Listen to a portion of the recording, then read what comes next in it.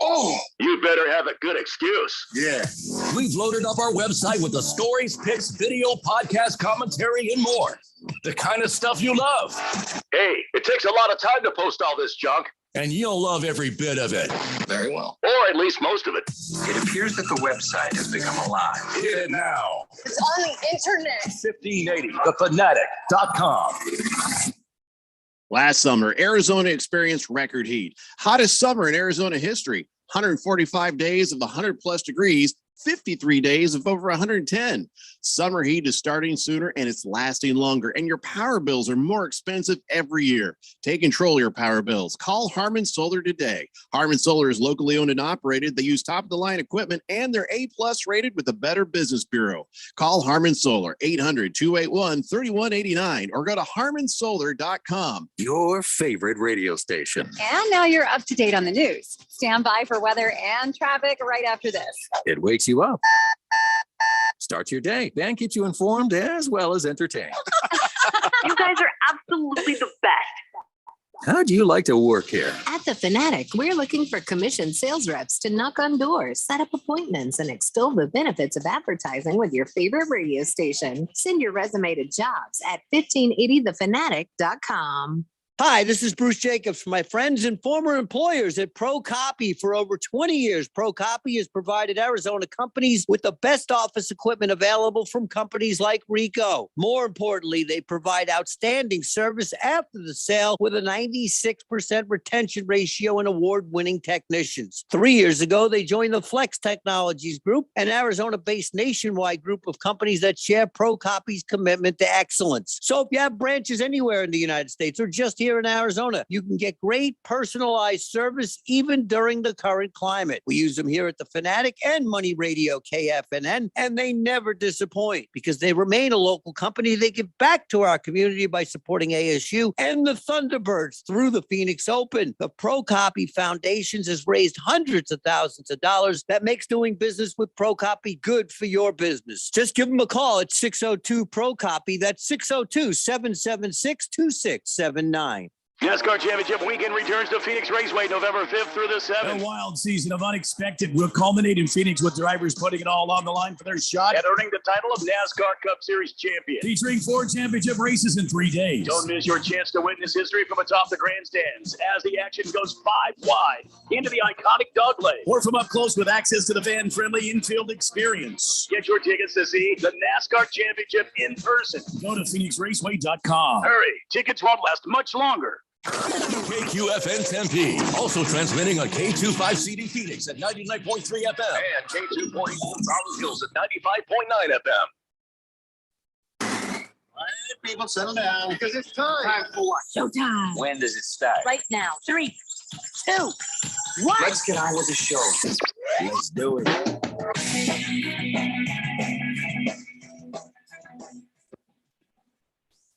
All right, buddy, it's Friday here on the Daily Blender. I'm your good friend, your radio pal, Jeffrey O'Brien, alongside Randy White. We got Keon Rose pushing the buttons, and you guys are on the Fanatic text line, 888-368-1580, as we broadcast live in the Harmon Solar Studio in Scottsdale. Wow, King of Kittens has something to say. He's already there on the text line with something to say. He says, Let's go, Cardinals. Let's go, 3 o'clock. 5-0, baby. Let's go, Blender. Let's go, Keon. Let's go, Randy. Let's go, Jeffrey. Let's go. Meow, meow. There you go, King of Kittens. That was an awful lot to make me say. 888-368-1580. Now, before we do anything at all, before we talk about last night, whether it's your Thursday night football or the games in the playoffs of the Major League Baseball, it doesn't matter. Nothing matters right now except for this. I suddenly have found that we have Arizona State University football tickets. What? We have Sun Devil tickets. They're playing Stanford tonight at 7:30 p.m. So we got to hurry up and give these damn tickets away because people got to plan their life. You know, Yeah. this is in 4.5 hours. All right, I got it. I got it, Jeffrey. Here it is. First fan to bring us a dozen wonderful wings to the radio station. No. And, Well, I'm both not to, at the station. You're not at the Jeffrey's station. house and to the compound in the West No, Valley. no, The no, first person to deliver a dozen no. wings each. No. No. We can't do that. We're not going to take bribes on a prize like this. Why not? We take bribes You when like we do bribes. the Hall of Fame voting for our Yeah. texters. We Yeah. don't take bribes Yeah. when it comes to these prizes. That's not right. So all we need to do is Yeah. give them away. Okay. And I think that first off, if you want the tickets, you have to be able to use the tickets. Don't try to Yeah. win the tickets and then not use the tickets. So which Right. means I'm probably not going to give these to anybody who's a U of A fan. Because those jackasses will say, I want the tickets, and burn them. Yeah, well, this is all inside the phone, so those morons will probably burn their own phone. So that might be worth doing. But, this has to be an ASU fan who wants to use these tickets and actually go to the game. I got it, Jeffrey. Hang on. Let me handle it from here. All right. The first ASU fan to deliver 3 bottles of Maker's Mark. 3 bottles Maker's Mark to the radio station. Now, These Randy, tickets. I've already made it clear we're not What's that? taking bribes on these prices. We're just going to go ahead and give them away. I just want somebody to tell me, yes, I will take them, and I promise, I cross my heart and swear to die, I will use these tickets, and we have a parking pass. So I got 4 tickets and a parking pass. If you can only use 2, that's fine. I'll give you 2 tickets and a parking pass, and then I'll give those 2 other tickets to somebody else. What if you have a class tonight at ASU and you just need the parking pass? Skip school? Oh, no. Yeah, I'm not doing that. No, I'm not going to do that. No. I thought you were going to say, you had a class and no, I don't think Need they the parking hold pass. any classes during game time at ASU. Oh, we just stop trying to complicate all this crap. I'm just sorry. trying to give these tickets away, Randy. It's Friday. I just I can't get it. wait You're to trying to get Yeah. whiskey. You're Yeah. trying to get Yeah. donuts. You're I trying want to whiskey I and get it. wings tonight. That's what I want. Yeah. That's all good, but we can't associate that with a giveaway of stuff for the super fans. So, Damn it. super fans out there, first, before we do it, I want you to text me in and let me know, sup with that. Okay. Do you want to go? Do you not? Let me know if you can use these tickets. And I swear to God, if anybody takes these tickets and don't use them, they will be banned from winning prizes. So, I will make sure every show on the radio station knows it. And you will never get a prize from this radio station again. So you want Keon and I to text in and say, sup with that? No, this has nothing to do with you, Randy. What? It has nothing to do with Keon. I'm just trying to make sure that these tickets are, wanted and received by the right people. That's all I'm saying. Mystery All right. Girl is on the text line. She says, happy Frijoles Friday. P.S. Seattle would have won last night if Russell Wilson hadn't been injured. Boy. You know what? Can I tell you, later on, we're going to talk about his injury because I've had his injury. And I intimately know exactly what has to happen with that injury. I know what he went through last night with that injury. Spoiler alert, it didn't hurt. That's it. I know you saw that mangled looking finger and thought, holy crap. No, there is zero pain outside of the original impact. And we will talk about that more later because I have had that injury. I have recovered from that injury. I have re-injured that injury and recovered from it again. And of course, there is a Jeffrey O'Brien angle on this because, well, I didn't listen to the doctor. Anyway, we'll get to that a little bit later on. But right now, first thing I want you to do is just text in if you can use these tickets for the Sun Devils game tonight at 7:30. Yeah, Keon, now don't text. That's not for you. That's for the listening audience. Yeah, Let me just help you out there. And see, so you can't text either. No it's not texting. for you All right, either. Randy. there it I is. gathered as much. So we don't text in at this time. You do not. No, there's no need. Bruno Baller says, I can't use the ticket, so don't enter me into the drawing, but let the Bay Area beatdown begin tonight and finish on Sunday.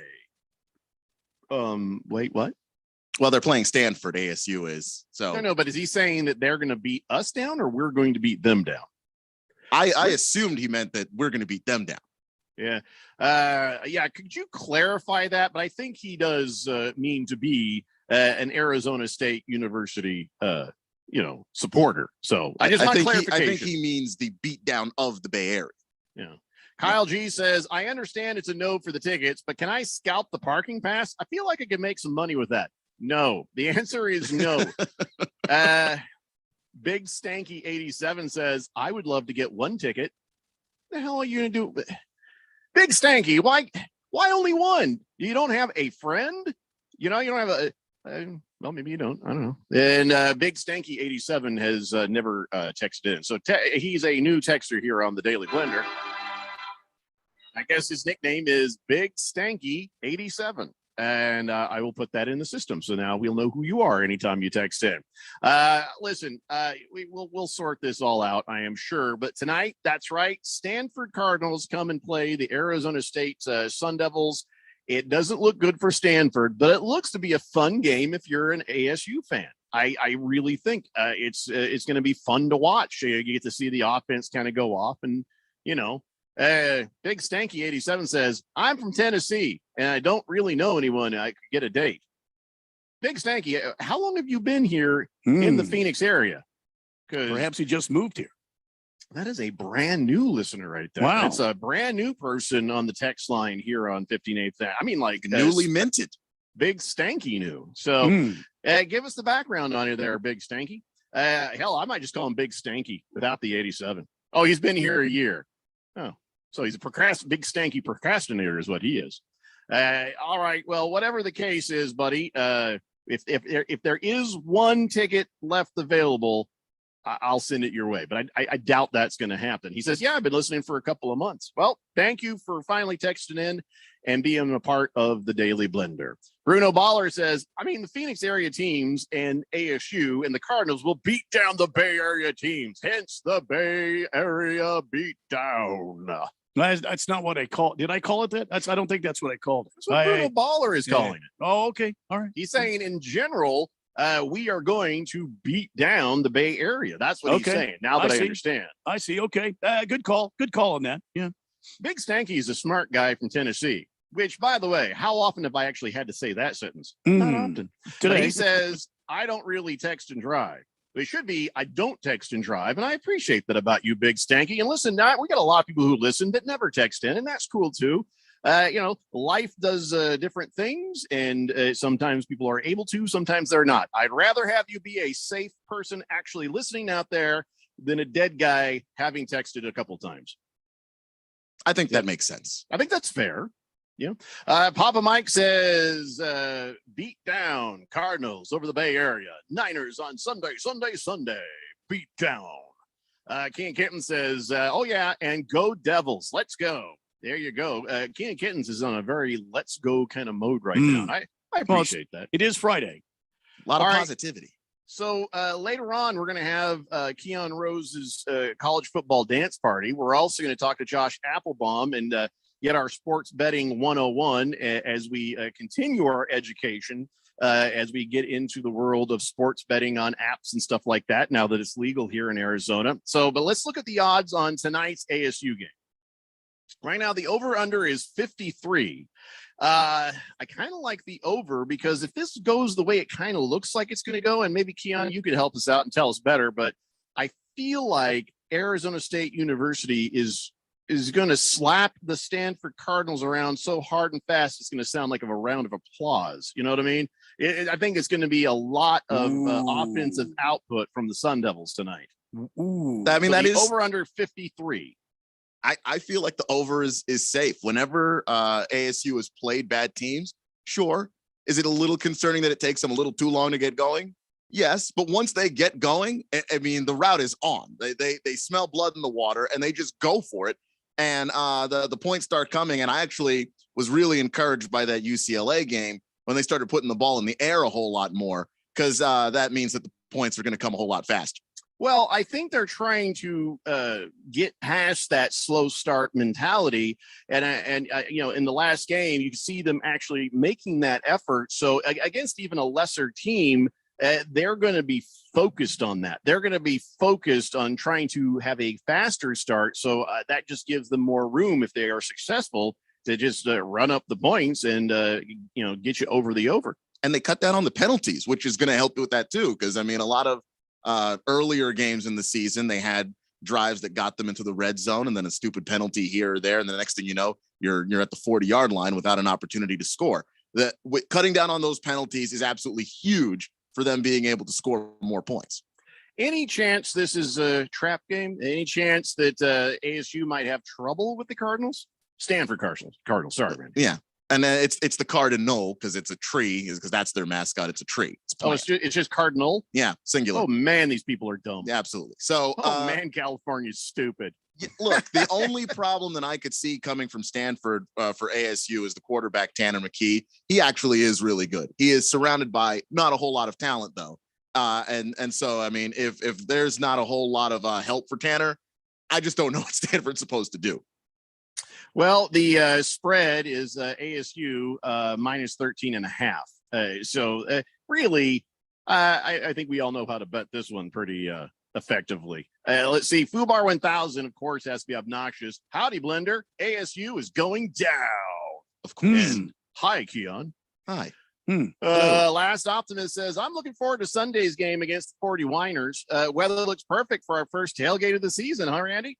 Yeah, it looks beautiful outside. It's going to be mid 70s this weekend, I believe. If I read my weather reports correctly, it's going to be really nice.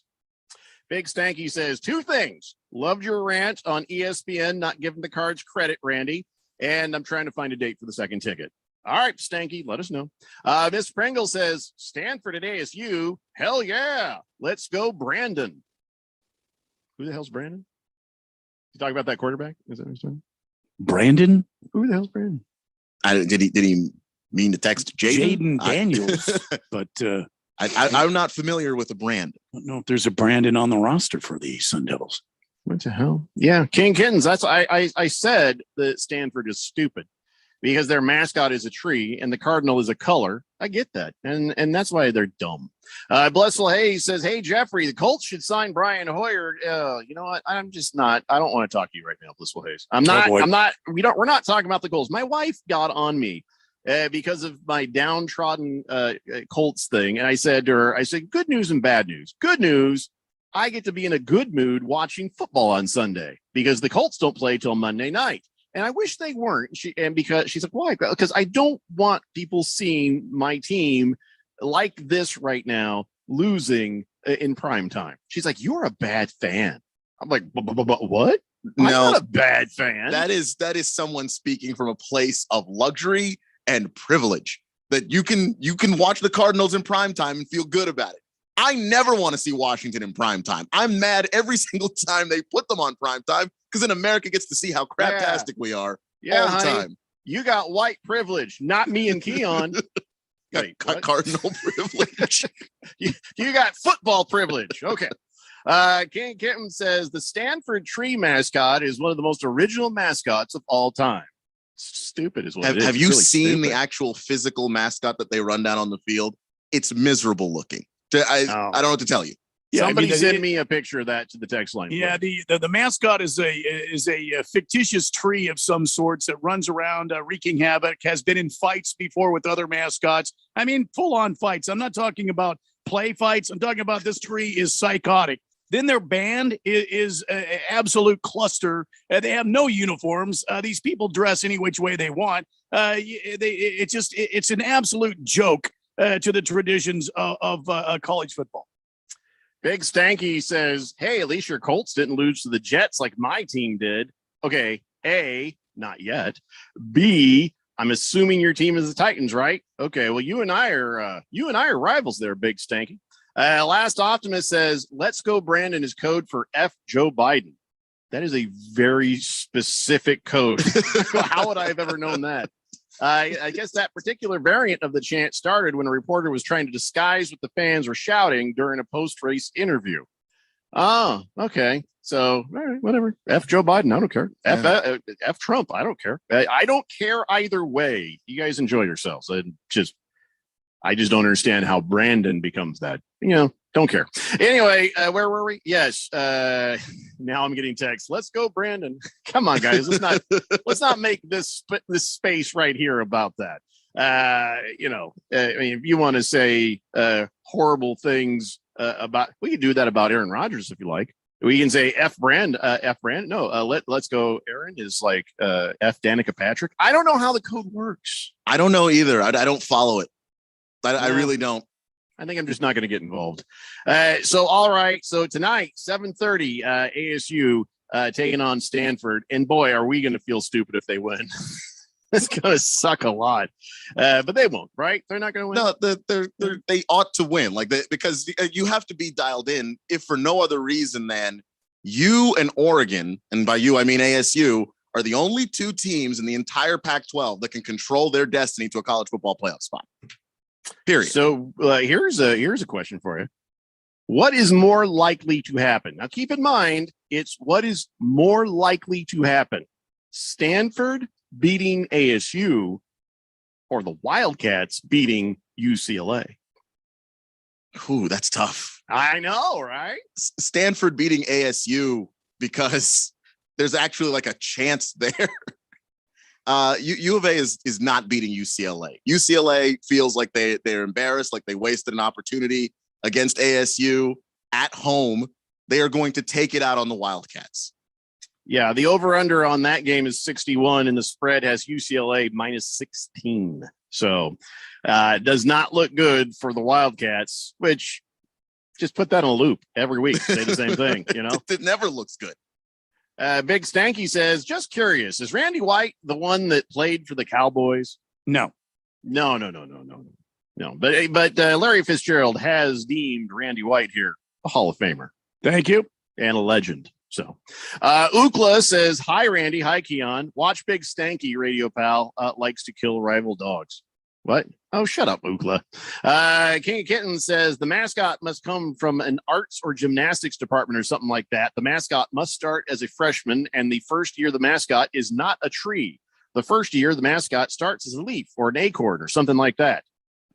I think he's making this up. I'm pretty sure he's making this up about Stanford. I don't know, but it sounds stupid enough to actually be real. Somebody should send me a picture of this thing. Just a Tip says, good afternoon, gentlemen. The ASU game is also available on the Pac-12 live stream if you're not by a TV. Also, I bet Big Stanky could get a date with, all you got to do is stand outside the entrance to the stadium, hold up your tickets. Well, these are on your phone, so he'd be holding up his phone. That's weird. King Kitten says, and they also decide what kind of tree they will like, pine, palm, sequoia. I think he's making this crap up. It has to be because the mascot is a cardinal tree. This already feels like it's going to be a super weird show, doesn't it? It's Friday. We're off to some kind of start. Yep, some kind of start. So when we come back, let's talk about what happened last night in Major League Baseball, and we'll talk about what happened last night on Thursday Night Football. And of course, we've got some injury information: who's playing, who's not. That's important to your fantasy football. We got Keon Rose's college football dance party.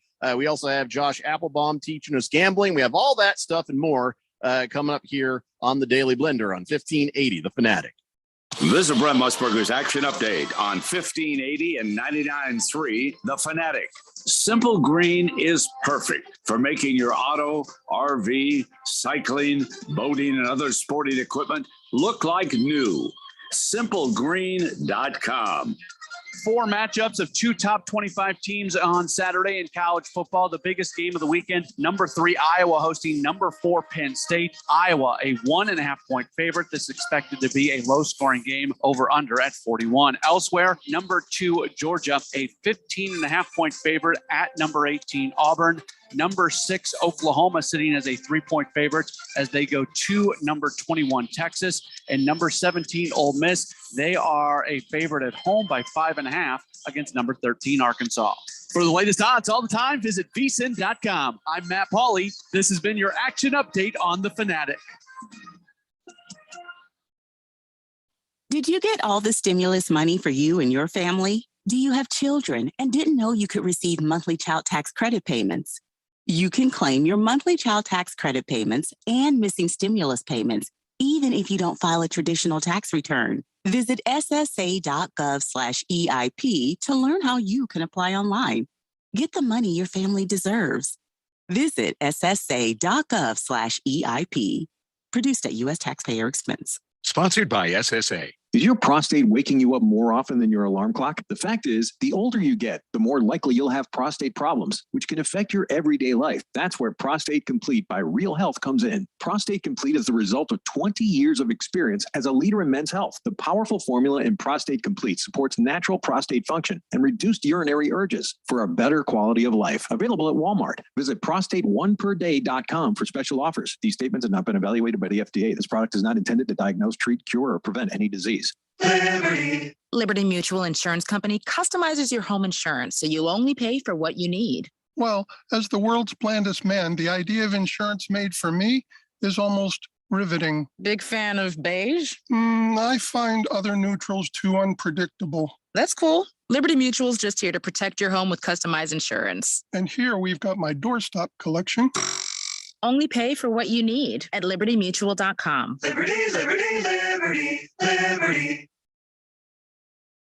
Mortgage interest rates remain near historic lows. So whether you're wanting to lower your interest rate, take cash out to remodel your home, or pay off credit card or installment debt, now is the perfect time to refinance or purchase a home. Call David White at 480-244-6625.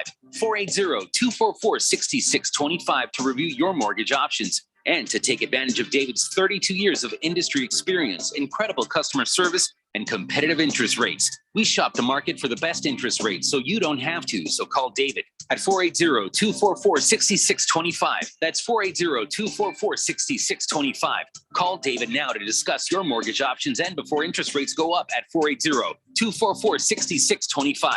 That's 480-244-6625. Don't wait. Call today and take advantage of the low rates. David White, NMLS 322907 of AmeriFirst Financial Inc. NMLS 145368, an equal housing opportunity lender.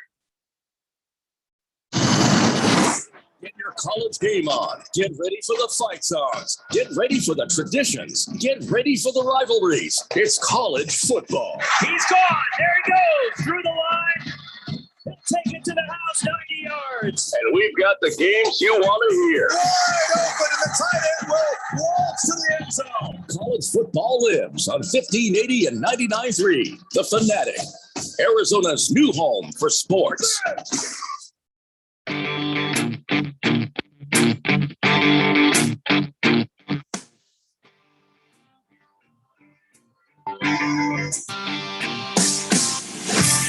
The Daily Blender here on 1580, The Fanatic, Arizona's new home for sports, and Straight to Rage just sent me a picture of a guy on the warning track wearing what looks like a Christmas tree with a top hat, googly eyes, and a giant, big old weird smile. Is that is the one?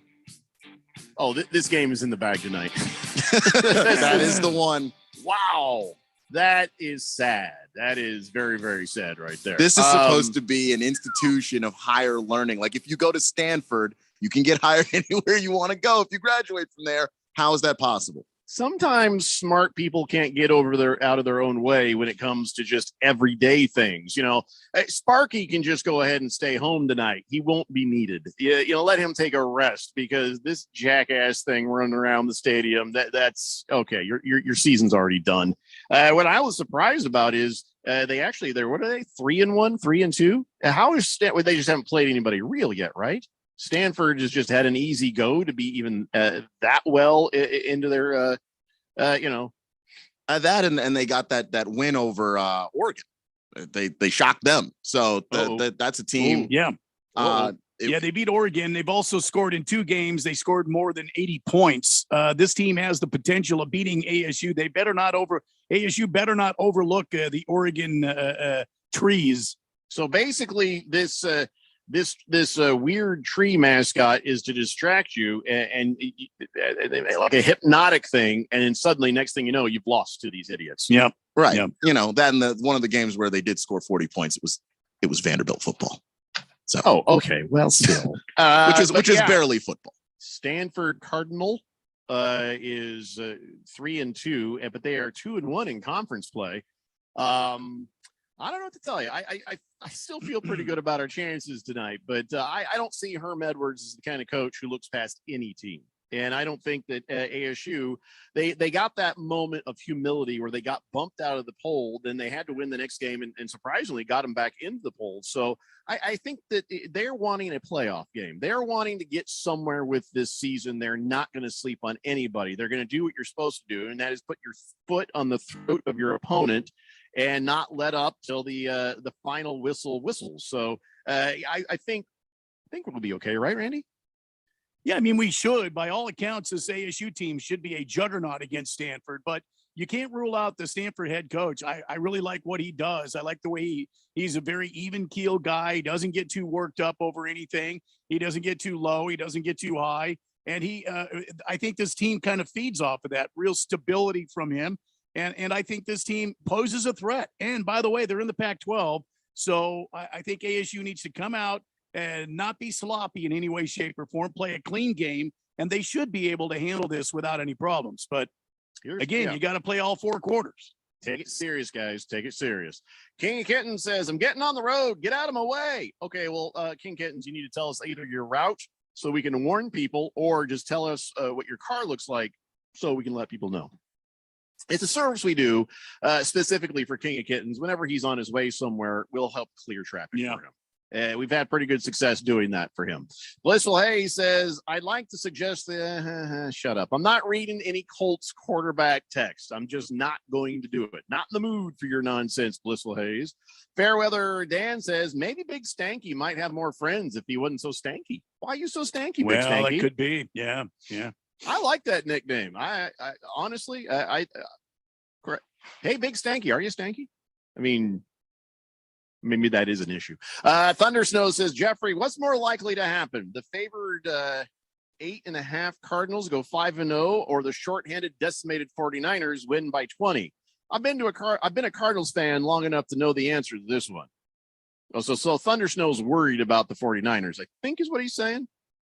Well, I mean, you have a reason to be. 49ers are not a bad team.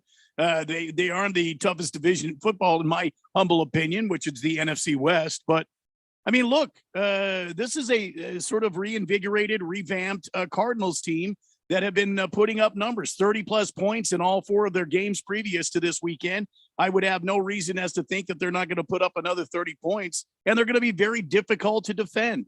San Francisco, I don't think they have enough resources to defend all of the different targets Kyler Murray has. And by the way, our run game, Chase Edmonds averaging something like 4 or 5 yards a carry, leading in the NFL, up towards the top of leading rushers. I mean, this team is ready to go. Key thing about Edmonds, he's not going to play. What's he got, a hangnail? What's happening?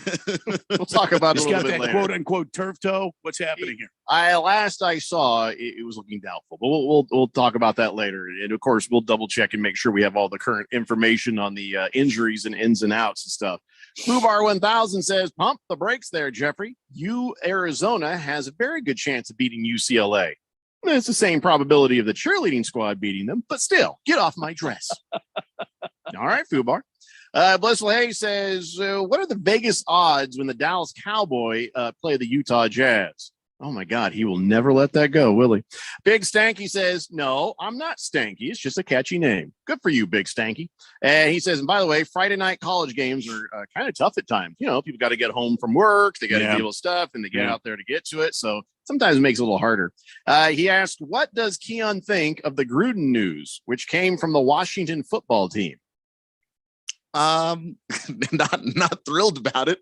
I figure at some point in the show, what it is. You don't know? No, I haven't heard. Oh wow, yeah, no. So some emails surfaced from 2011. Yeah, just saw the headline.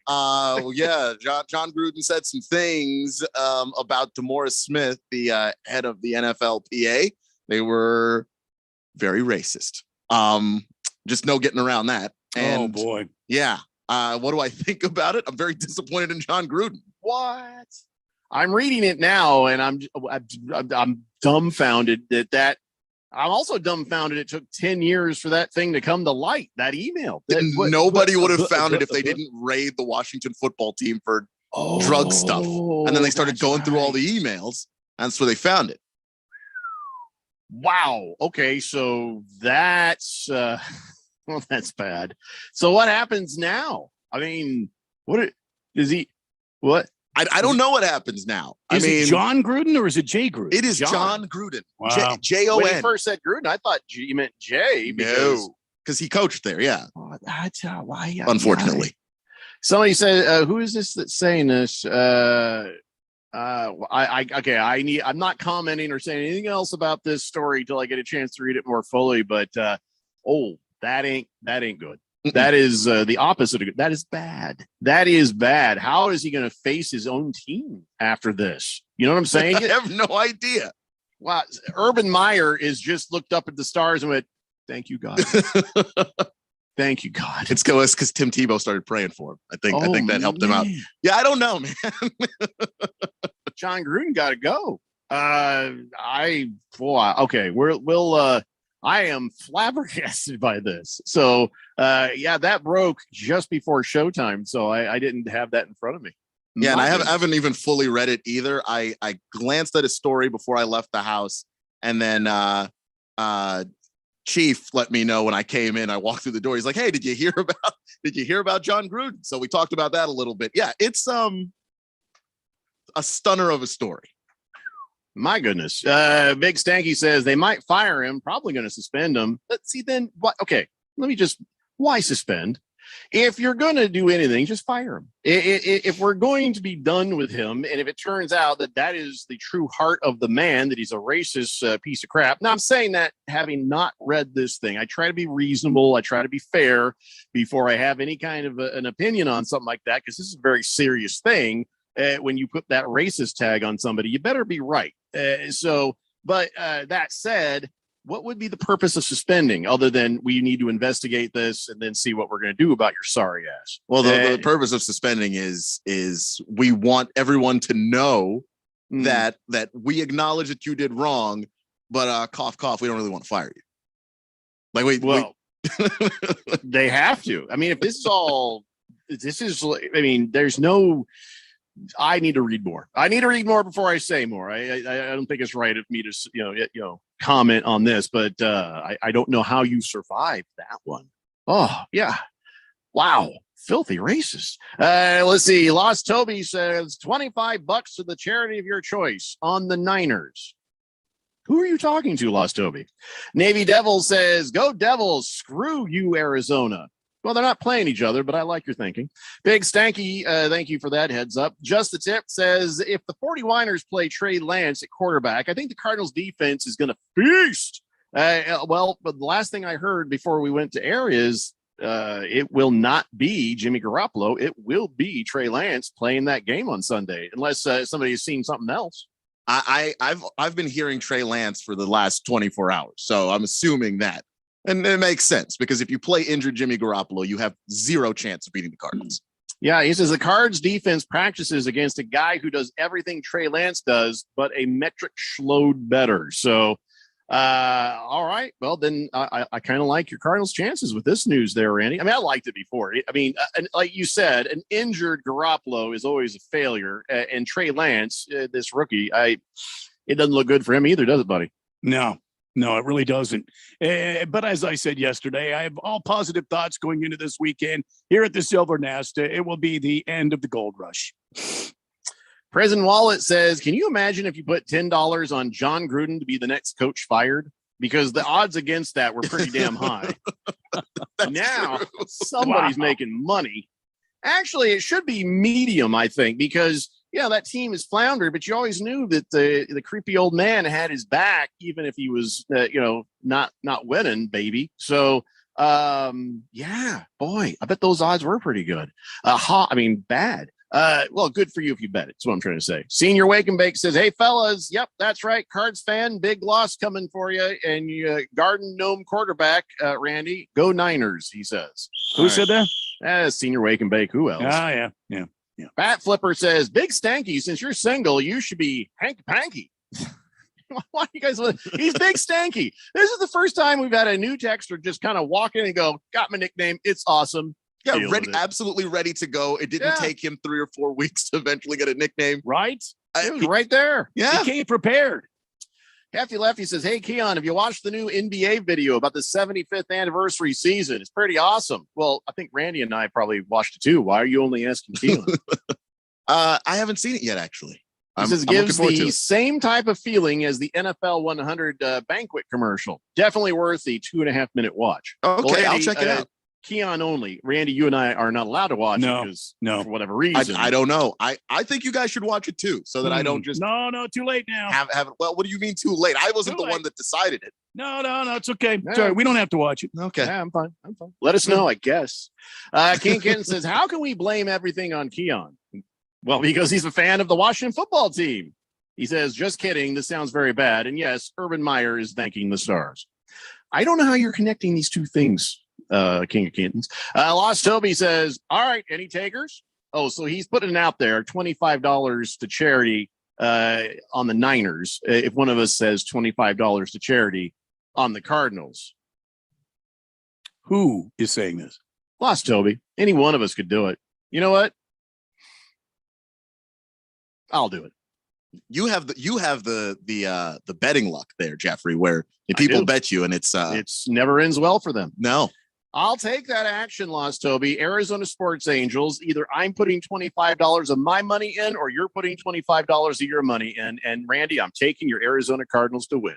Wow. Good for you. Boom. That's my wife. It was mad at me yesterday. She's like, stop jinxing. Stop saying it's a lock. Stop saying that the Cardinals are going to beat the 49ers. She's worried that I'm jinxing it. And this right here, where I step up on behalf of my friend and his team and my wife and her team, is probably going to be seen as jinxing it. So if the Cardinals lose, I might have I might not be able to be on video Monday. You want me to do it instead? You want me to put the $25 up instead?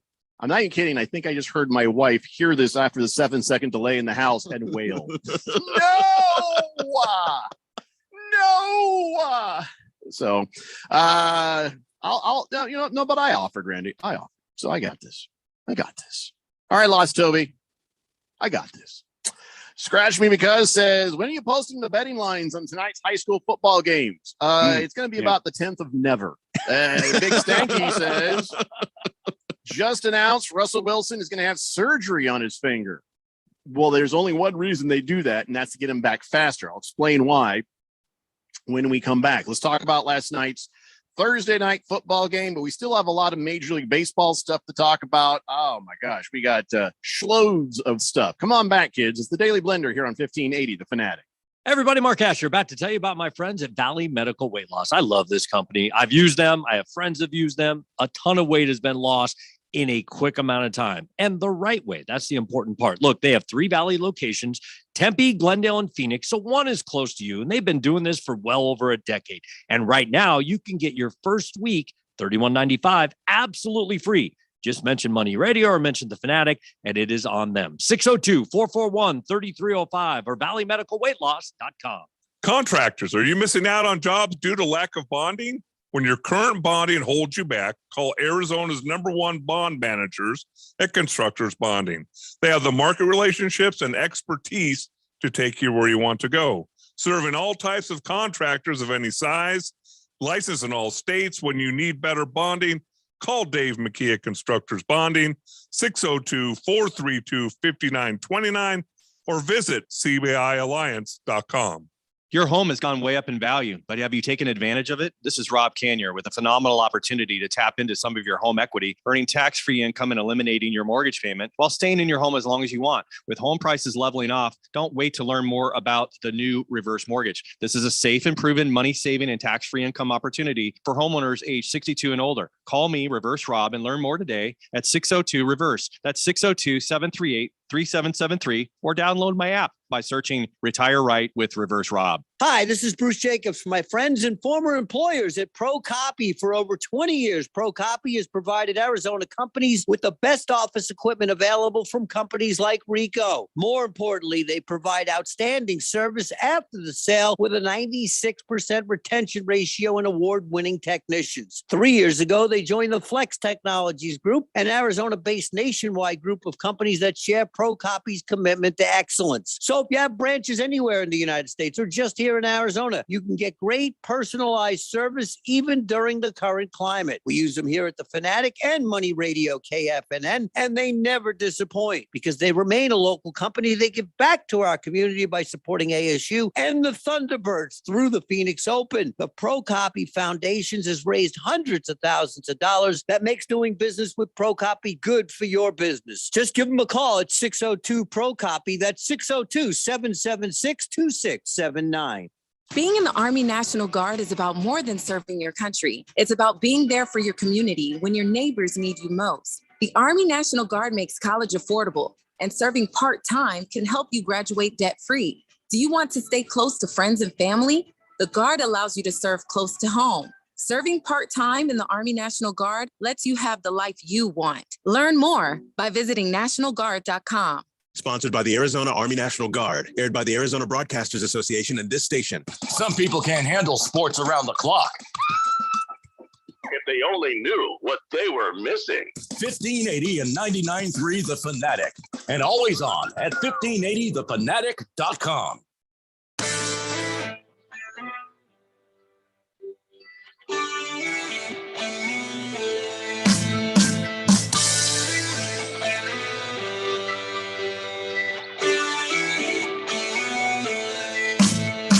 The Daily Blender here on 1580 The Fanatic, Arizona's new home for sports. Tried to read a little bit more on the whole John Gruden thing, and I don't know how you get around this one. This one is I was off air trying to talk through it. Like, okay, I don't ever want to be wrong about something. When you label somebody a racist, when you say that is racist, that is racial, this is this is ignorant, or even this is evil, you want to make sure you're right. And I'm not one to ever try to err on the caution of bad people. You know what I mean? So I don't know what to do with this. I don't know how you can explain this one away. Is this the only one they found? I mean, I guess it's going to take time as they go through and, look at all these 650,000 emails. But the fact that one popped up right away is wait, what? You almost have to think, all right, if it's just this one, could we accept that it was just him, mocking somebody he's aggravated with for their facial features and it wasn't necessarily meant as racist? I mean, do we need more of these emails, or is that one enough? I mean, I don't know. I don't know. I would think you'd need more to say that he was definitely being racist. I think you would need more. He did apologize, and he did say that when he said it, he wasn't thinking anything racially. And I tend to believe him on that because of just how specific the insult was. But it's just one of those things that if you're going to insult somebody and you're typing it, I have a little bit more empathy for people who make mistakes saying things out loud in real time. Good point. If you're typing it, you didn't look at that and go, maybe hit backspace a little bit, just say something else. That's where I just kind of bristle at it a little bit. But I mean, I have to. So what if this guy has a certain facial feature? What does that have to do with the issue at hand? And why are you mocking him over the way he looks? Now, keep in mind, he was working for Monday Night Football when he sent this email. He was actually communicating with Bruce Allen, who he was a former Washington CEO, and they worked together in Tampa and general Oakland. manager and like a buddy. scumbag.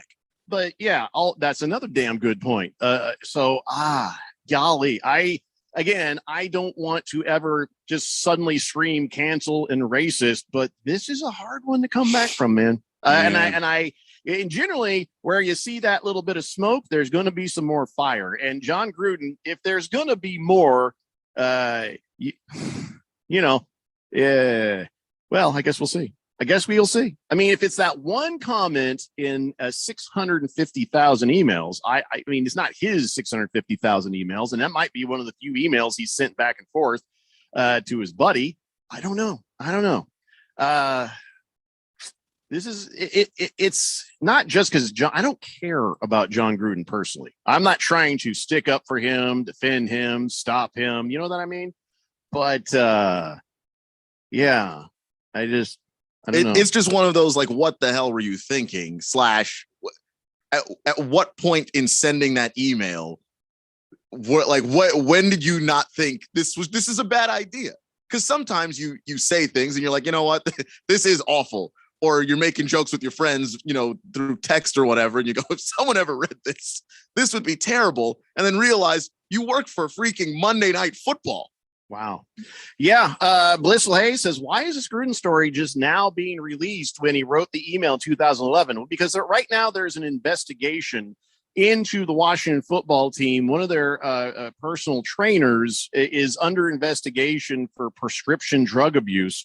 And this thing is probably going to be a huge scandal beyond even that one person. And as they went through these emails, is it the public information thing where now everybody has access to them? Because it seems like it's really quick. I mean, or did the investigators go, oh, look at this racist son of a bitch, and put that up for everybody to see? I'm a little bit still confused on how all this is suddenly public too, Blissful Hayes. But the fact is, it's that investigation that is showing us all this. Let's see. Big Stanky says, the lady I'm talking to just let me know she got a babysitter. I got a date.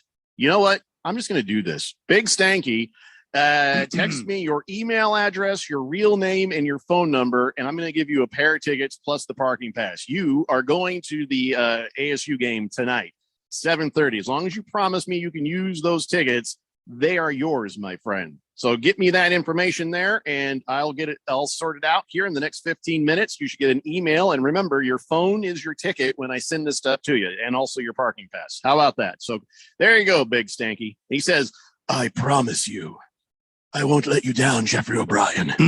I will use these tickets. Good man. Wow. Good I'll man. use this parking pass. I mean, look what's happened to Big Stanky. First ever text into the program, making himself known, saying that he would like a ticket. Suddenly, with the help of the Daily Blender and our encouragement, he got himself a damn date. And now he's going to the ASU Stanford football game tonight with a parking pass. See how wonderful life is when you listen to the Daily Blender? Yeah, it's called the Blender Bump, baby. And Big Stanky just got that day one. Just don't get the baby bump. It's only date one. It's only date one. First okay? Got to be careful there. Hefty Lefty, earlier when I said after this news about Gruden broke that Urban Meyer looked up to the stars and said, thank you. Now he sent me over a picture of Urban Meyer on the phone. It says, I have an anonymous tip about an NFL coach. Then you find out that the Freedom of Information Act request was turned in by Urban Meyer. Exactly. He was behind it all just, along. He's been furiously flipping through emails. I just need one thing. Just one thing. Just one thing. The Jet says, hey, guys, happy Friday. Randy, pour me another beer, please. Just want to let you guys know that I am done golfing. The game wasn't great, but the beer was really good. Now I'm heading to Native New Yorker. I'm going to get me some wings, and I'll check back in on Monday. Oh, that's a good place to go, Native New Yorker. Ooh, they've got good food in there. Just, drive safe, have fun, and next time, don't dangle a game of golf in front of my friend Randy. No, that's true. And pull it back away. That's true. Not cool, man. It's cruel. That's what it is. All is forgiven. Las Toby says, y'all need more tickets to register on the Richter scale. He sent me a picture of is that the crowd win? That looks like a different night. So why are you even sending me that? Lost Toby says, I'll be at the game, so I'll be drinking. Enjoy or drinking in pain, but drinking in football sounds like a win-win right there. All right, Lost Toby, have fun, buddy.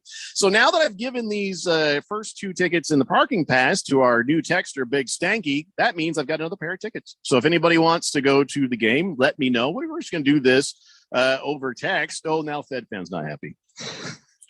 Oh, Fed Fan's like, I've listened to you guys for over 2 years and I'm still single. You've had people flirting with you on the text line, Fed Fan. That is true. That is true. So it ain't our fault. By the way, I don't know if you know this, Fed Fan, our probably one and only tennis fan, but Andy Murray's shoes and his wedding ring have been found and returned at the BNP Paribas Open, just so you know. By the way, Andy Murray, didn't know this about him. He's an idiot. He says, yeah, and I also, or he's full of crap. Here's what he said. Well, he says, I got done golfing and my shoes stank. So I placed them under my car in the garage And these are the ones I'd worn to practice. They were damp and sweaty and smelly. But I guess when he plays, not golf, I meant to say tennis. When he plays, he takes off his wedding ring because it hurts your hand, I guess, when you're playing the tennis. It can. Yeah, depends on the size of the wedding ring. Yeah, that's his excuse for taking off his ring. Anyway, so he put them under his car because that's where we all put our shoes, under our car when they're sweaty and stinky. Yeah, because why would anybody steal them, right? But he goes, I'm an idiot.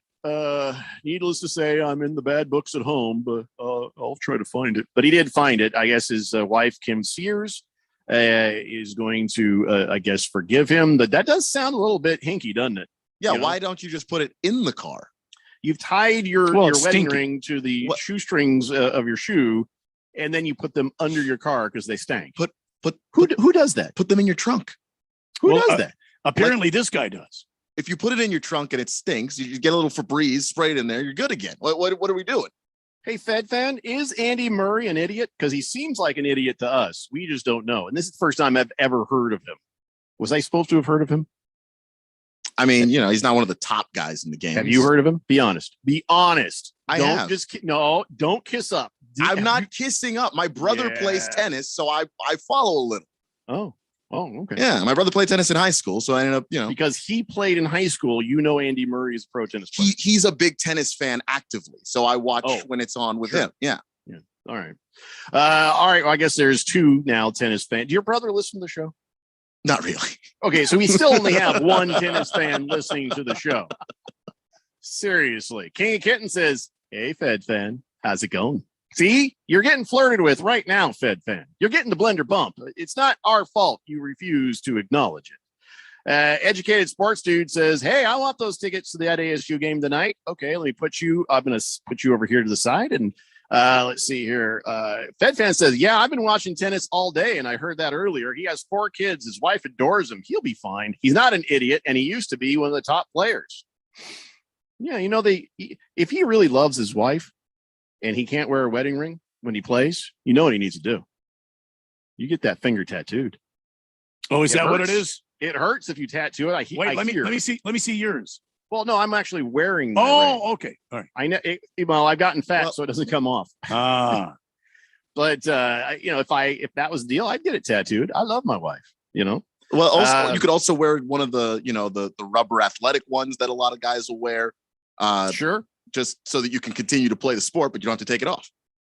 Fed fan says, I like Keon's brother more and more that I hear about him. Ooh, I think we're onto something here. This could be the love connection. King of Kenton says Andy Murray is probably one of the best players of all time. Top 25, probably. Really? I don't know. Never heard of him. Let's see here. Mr. Wilbur says, checking in. Let's go Cardinals. I'm going to the game. Randy, how about a triple shot of Crown, please, for Mr. Wilbur? There you go, Mr. Wilbur. Yeah. Big Stanky says, well, now what's Frank Caliendo going to do? He's just lost one of his voices. He'll go back to Madden. That's my guess. Papa Mike says, hey, good call on the tickets going to Big Stanky, Jeffrey. Welcome, Big Stanky, and have fun at that game tonight. Blissful Hayes says, if Big Stanky going to get some I can't read the rest of that. No. Come on, man. No. Come on, man. I would expect give that love a chance from Moist One. That's where I would expect that from. Scratch Me Because has a very important question for Randy. Okay. Should I get a car wash today? Sure. There's no chance of rain right now in the forecast, some clouds, but no real chance of rain. Go for it, Scratch Me Because you get that car washed. Baby Got Dak says, happy Friday, everybody. Jeffrey, if the Cardinals lose, you'll be eating tofu bacon. Forget the chorizo, probably for a long time, if not forever. Yeah, my wife is probably, if she heard that, she's not happy with me right now. Senior Wake and Bake says, try to be nice and wish Randy good luck. He went off of my Niners, so I'm giving it back to you. Your punk ass crap nose. Do what now? I don't know. River Rat says, happy Friday, fellas. Just got through rebuilding my carburetor on my pressure washer. Randy, can I have a beer, please? Well deserved, my friend. Well deserved. You have a pressure washer? I've always wanted one of those. It's got a rebuilt carburetor on it now. I didn't know they had carburetors on them. There's gas-powered ones, yeah. You know what I'm going to do, by the way? Educated Sports Dude is going to get those other tickets. I just don't have time to screw around with this because we're only like a couple hours till the game. So Educated Sports Dude, you get the other 2 tickets, no parking pass, but you get the 2 tickets. You get to sit next to a new listener, Big Stanky. Send me your name, your phone number, and your email. I will take care of all of this during this commercial break. So there you go. 2 winners right off. I ain't even screwing around today, kids. I ain't even screwing around today. Taking care of business. Taking care of business. That's right. TCB, baby. That's like Elvis, all right? Keon, it's already right to wear a rubber. Oh, wedding ring. Wow. Yeah. All right. Fed fan says, hey, King of Kittens. Oh, wow. She's right now. Yeah. Hefty Lefty says, does that blender bump have anything to do with the 8-ball you guys are getting? It's a magic 8-ball, and maybe. I don't know. All right, guys. That's 1 hour down and 2 to go. Come on back. You got more shoe.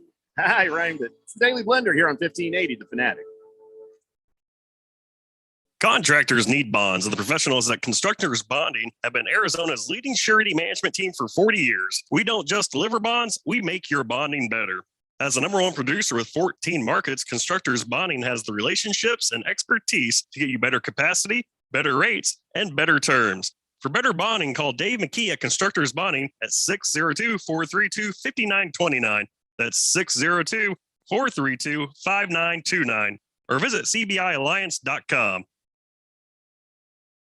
Mortgage interest rates remain near historic lows. So whether you're wanting to lower your interest rate, take cash out to remodel your home, or pay off credit card or installment debt, now is the perfect time to refinance or purchase a home. Call David White at 480-244-6625. 480-244-6625 to review your mortgage options and to take advantage of David's 32 years of industry experience, incredible customer service, and competitive interest rates. We shop the market for the best interest rates so you don't have to. So call David at 480-244-6625. That's 480-244-6625. Call David now to discuss your mortgage options and before interest rates go up at 480-244-6625. That's 480-244-6625. Don't wait. Call today and take advantage of the low rates. David White, NMLS 322907 of AmeriFirst Financial Inc. NMLS 145368, an equal housing opportunity lender. Time for some smart saving. Make their dreams their reality. I'm Arizona State Treasurer Kimberly Yee. Whatever your little one dreams of becoming, a doctor, a chef, a firefighter, they're going to need a plan and savings. Open an AZ 529 education savings plan, and you will be able to pay for their future education. Visit az529.gov and start saving to make their dream job come true. Now that's smart saving. Sponsored by the Office of the Arizona State Treasurer. One of the most common questions people ask is if they can still afford to retire on $1 million or $2 million anymore. With stocks near all-time highs and bonds at all-time lows, it's actually a great question. 2008 taught millions of retiring engineers, teachers, and other professionals a costly lesson that years of market gains can be wiped out in just weeks of market losses.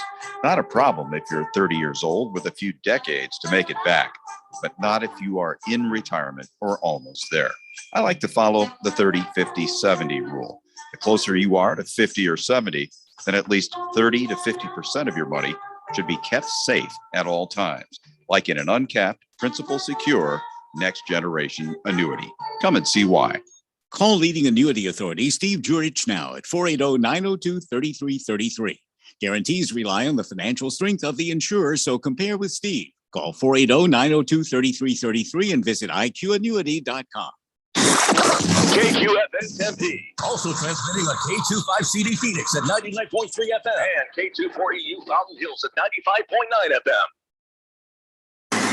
All right, people, settle down. Because it's time. Time for what? Showtime. When does it start? Right now. 3, 2, 1. Let's get on with the show.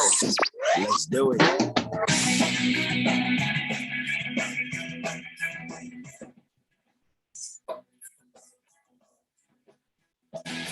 All right, everybody, it is 4 o'clock here on the Daily Blender. And your good friend, your radio pal, Jeffrey O'Brien, alongside Randy White. You got Keon Rose pushing the buttons in the control room. And you guys are on the Fanatic text line, 888-368-1580, broadcasting live from the Harmon Solar Studios in Scottsdale. And I was able to successfully transfer the tickets and parking pass to Big Stanky.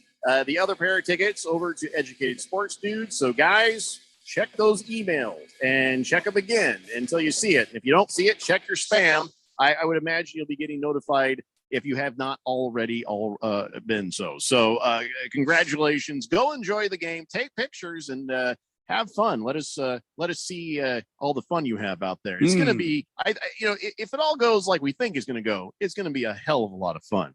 888-368-1580. And all right. Scratch Me Because says, thanks, Randy. Car washed, gas tank filled. Done. Nice. Enjoy. Mars Bars 805 says, what's up, fellas? Happy Friday. Hope all is well. I'll take USC versus ASU tickets and a parking pass, please. Well, that's we have no, that's we don't have those. I don't know what you're talking about. We're doing Stanford right now, and tickets are already gone. So sorry, Mars Bars. Let's see. Fairweather Dan says, does Big Stanky like Big? Okay, I'm not reading that. But for the answer, yeah, he probably does. We all do. Fubar 1000 says tennis in high school. Really? Like high school's relevant. Come on, man. He played it. What do you want him to do? Why? Why would you crap on that? I don't understand. Played the game in high school. Like, what on earth did you? What? Hot Chub Time Machine says, hey, everybody, long time. Glad to be back and able to listen again. Oh, good to hear from you, Hot Chub. Sorry you didn't get the Sun Devil tickets this time, but yeah, on the home games, we generally have some to give away, so be sure to tune back in for your chance to win later on, man. Ucla the Mock says, wow, more Keons. That's great. How many are in there in your family? His brother's name isn't Keon, Ucla. You need to forgive all these Arizona people. Anyway, Lost Toby says, I'm even told, y'all, I joined a tennis league. Currently sitting pretty at 0-3 right now. Oh, he's playing tennis league, and he's badly. 0-3. Yeah, he's playing tennis, but badly. But he's playing. Yeah. Mr. Pink Eye says, maybe Sergio Garcia could date Fed Fan. Maybe we could set that up. No, I'm sorry, man. I'm already married to the most beautiful woman on the face of the planet. I'm sure Fed Fan is ravishing beauty.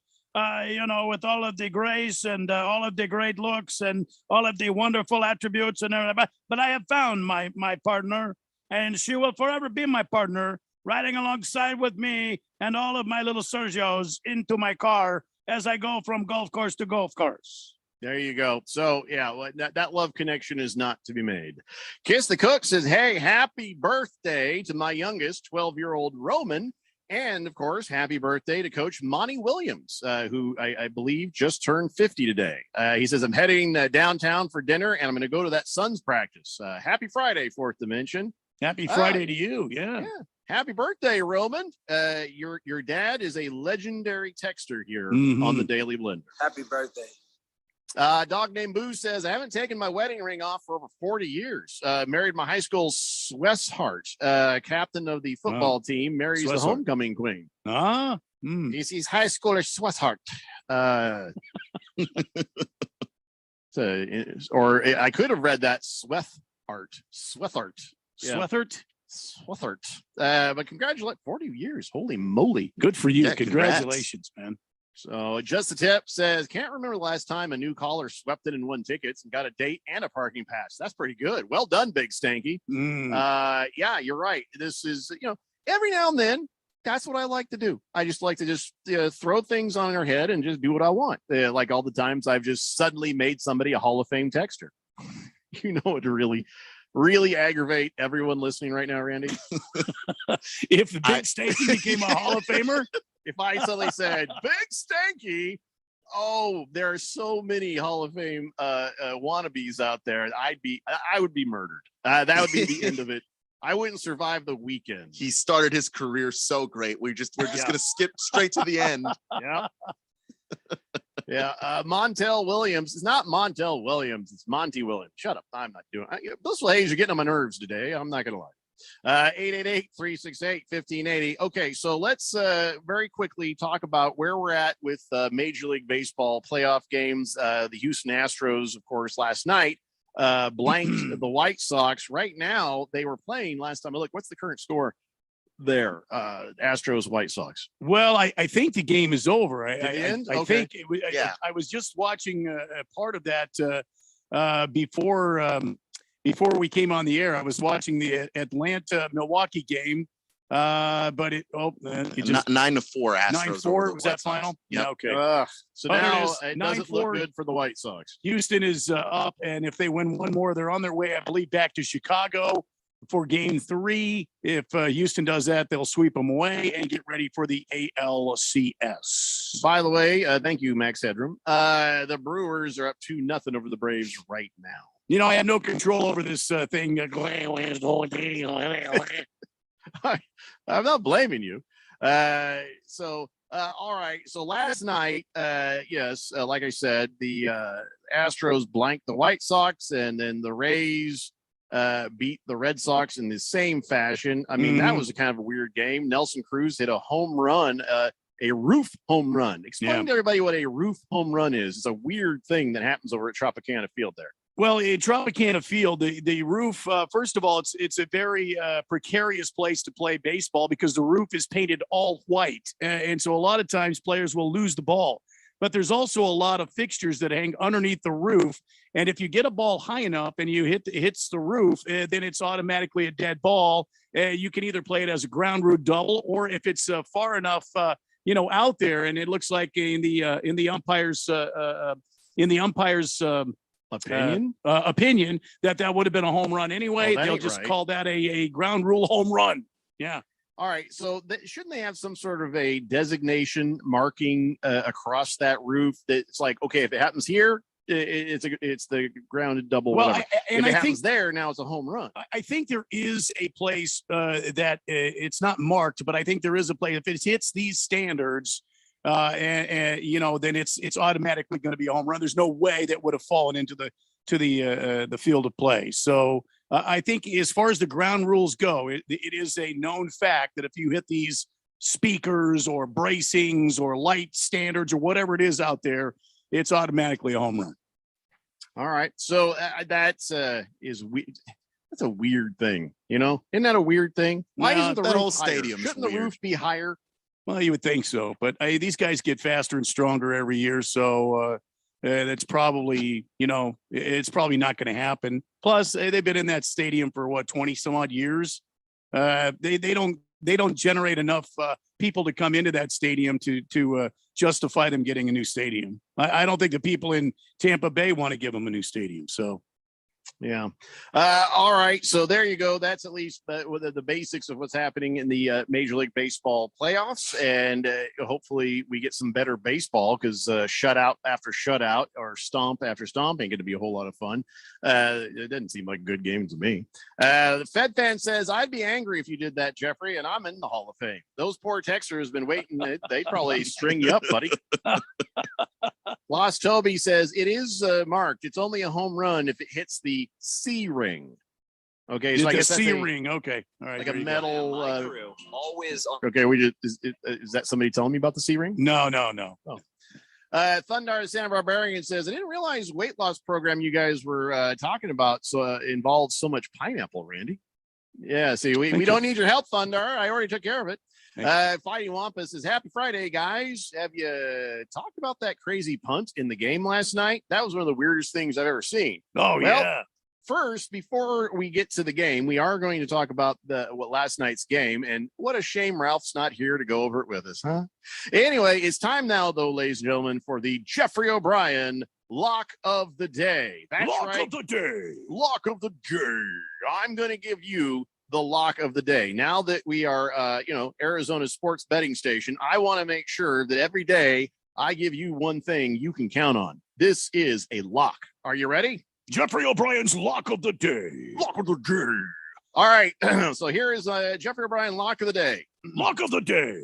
One day when William Shatner dies, his family will only need to put on a Mike Myers mask to break into his iPhone and see what he's been up to. That is my lock of the day. A Mike Myers mask. Well, that movie, Mike Myers, that was a William Shatner mask. They didn't have a whole lot of money for that horror movie. So Mike Myers, they're like, well, they wanted to use a certain kind of hockey mask, but they couldn't afford the rights. So they just went to like the store, like, oh, let's try this. And they used a Captain Kirk mask back then. So that's why they just get that. Boop, now you're in the iPhone. Simple as that. Wow. That's my lock. That's a lock of the day. Jeffrey O'Brien's lock of the day. Now it's up to you to find wherever it is that they are putting that particular bet. That's on you. No, but it's a lock of the day. I'll be honest with you. As we, find our way through the sports betting thought process, I'm new at this. But Josh Applebaum in the next break, in the next break is going to give us some education on the sports betting. That's right. He's from Betting Across America, and he's going to help us out with a little sports betting 101. This guy literally wrote the book on it. So if you have any sports betting questions or anything you've always wondered but don't quite understand, get in line. But yes, that will be your chance to ask those questions. Okay. Ucla, yes. I'm sorry. Before you move on, this is something that was just earth-shattering to me. I heard this just the other night, Jeffrey, and I just confirmed it. Do you know how old Bill Shatner is? 90.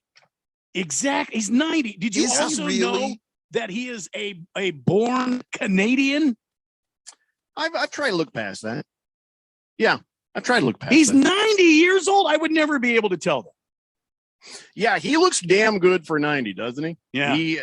This is one guy who you would thought was going to be the first one of the Star Trek crew to just die of a heart attack. He looks like a heart attack waiting to happen like the last 50 years. Yeah.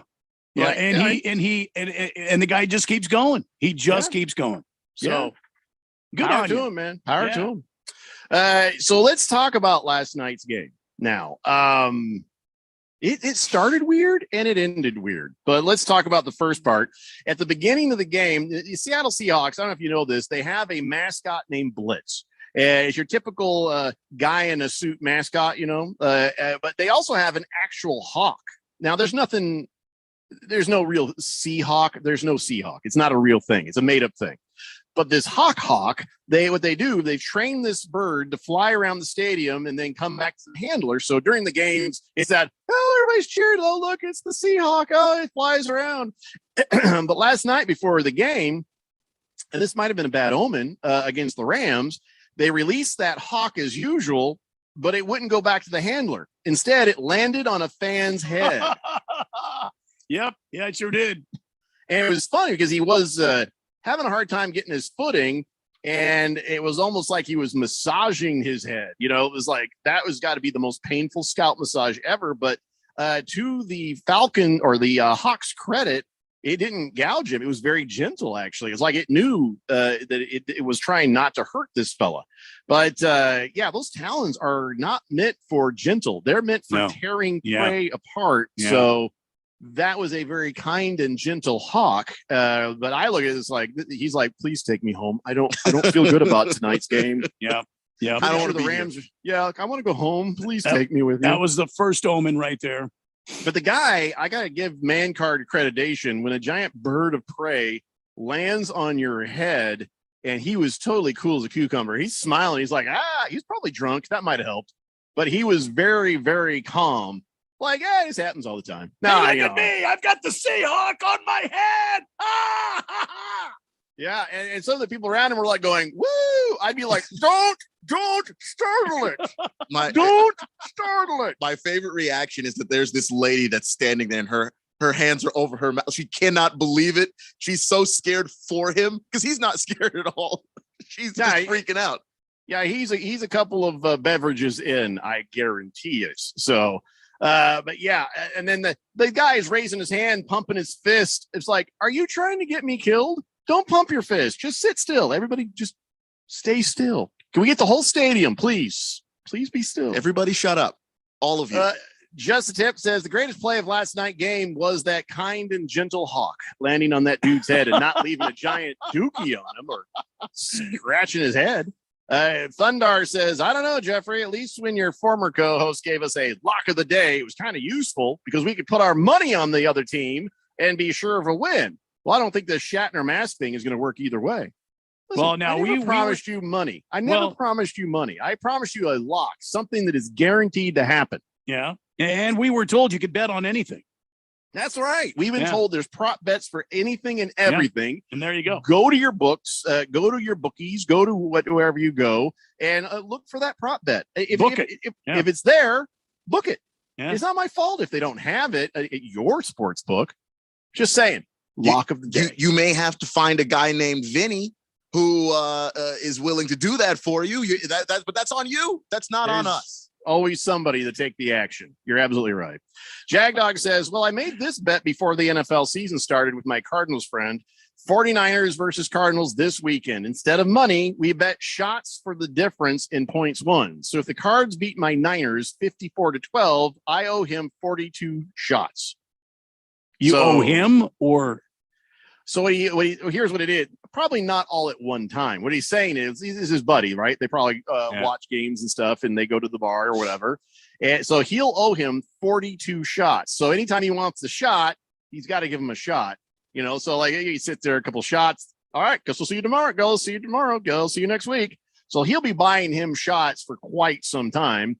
Or if his friend is Irish, 3 or 4 times. But that's it's a good bet. That's a good bet. Yeah, that's a good one. So I don't know what you all think the point differential is going to be between the Cardinals and the 49ers, but boy, you better hope it's not that big of a difference. Wow. Why would you make that bet? You know what I'm saying? Unless you think it's going to be a tight game, why would you make that bet? Well, I mean, if you're a diehard 49ers fan, like Senior Wake and Bake, and who else was the other one that was ridiculing me? Those are they're dyed in the wool. Their blood is gold and red, and they are 49er fans. And so, hell yeah, they're going to make that bet. Jagdog says, Keon, since Randy's bagging on my 49ers, will Spud Webb throw for more than 285 passing yards against the 49ers? I don't know who he's referring to. I don't know who you're referring to either. Have no idea. Couldn't possibly. Hey, Spud Webb played basketball. I am pretty sure. Yeah, that Kyler Murray is taller than Spud Webb. What? Why did I just get whistled? I just stood up for your guy and said he's taller than Spud Webb because you weren't absolutely certain. No, well, I'm not absolutely certain about anything in life. Yeah. I don't feel that was fair. No, I think you are. You have your lock of the day, my friend. So therefore, you are certain about a few things, like your locks of the day. I just, I that was unfair. Mars Bars 805. I can't even read what it says, but that is funny. Jagdog says, Keon's, I read that. Ucla says, all the guy needed was a turkey leg to feed that hawk. Yeah, they'll eat anything. Those hawks, they ain't messing around. Turkey leg. If he'd have brought the turkey leg out, that gentle claw thing would have turned into an absolute a bloody head massacre. He would have dug those claws and he would have got so excited. He'd have turned that guy's scalp into a hamburger. We'd have had blood everywhere and there'd be parts and everything. And the hawk would have gone crazy and got the turkey. And the whole place would have had to been evacuated because you couldn't get the hawk because now he's got this huge turkey leg. Oh, no, that would have been bad. That would have been very, very bad. Or amazing. All right, we got to take a break. We come back. Let's actually talk about last night's game so we can get on to the next thing. Oh, wait, no. When we come back, we're not talking about last night's game. When we come back, we're getting some sports education from Josh Applebaum from the Visa Network. He wrote the book on it, so we're going to enjoy his wisdom. It's Sports Betting 101. When we come back, it's the Daily Blender here on 1580 The Fanatic. Did you get all the stimulus money for you and your family? Do you have children and didn't know you could receive monthly child tax credit payments? You can claim your monthly child tax credit payments and missing stimulus payments, even if you don't file a traditional tax return. Visit ssa.gov/EIP to learn how you can apply online. Get the money your family deserves. Visit ssa.gov/EIP. Produced at U.S. taxpayer expense. Sponsored by SSA.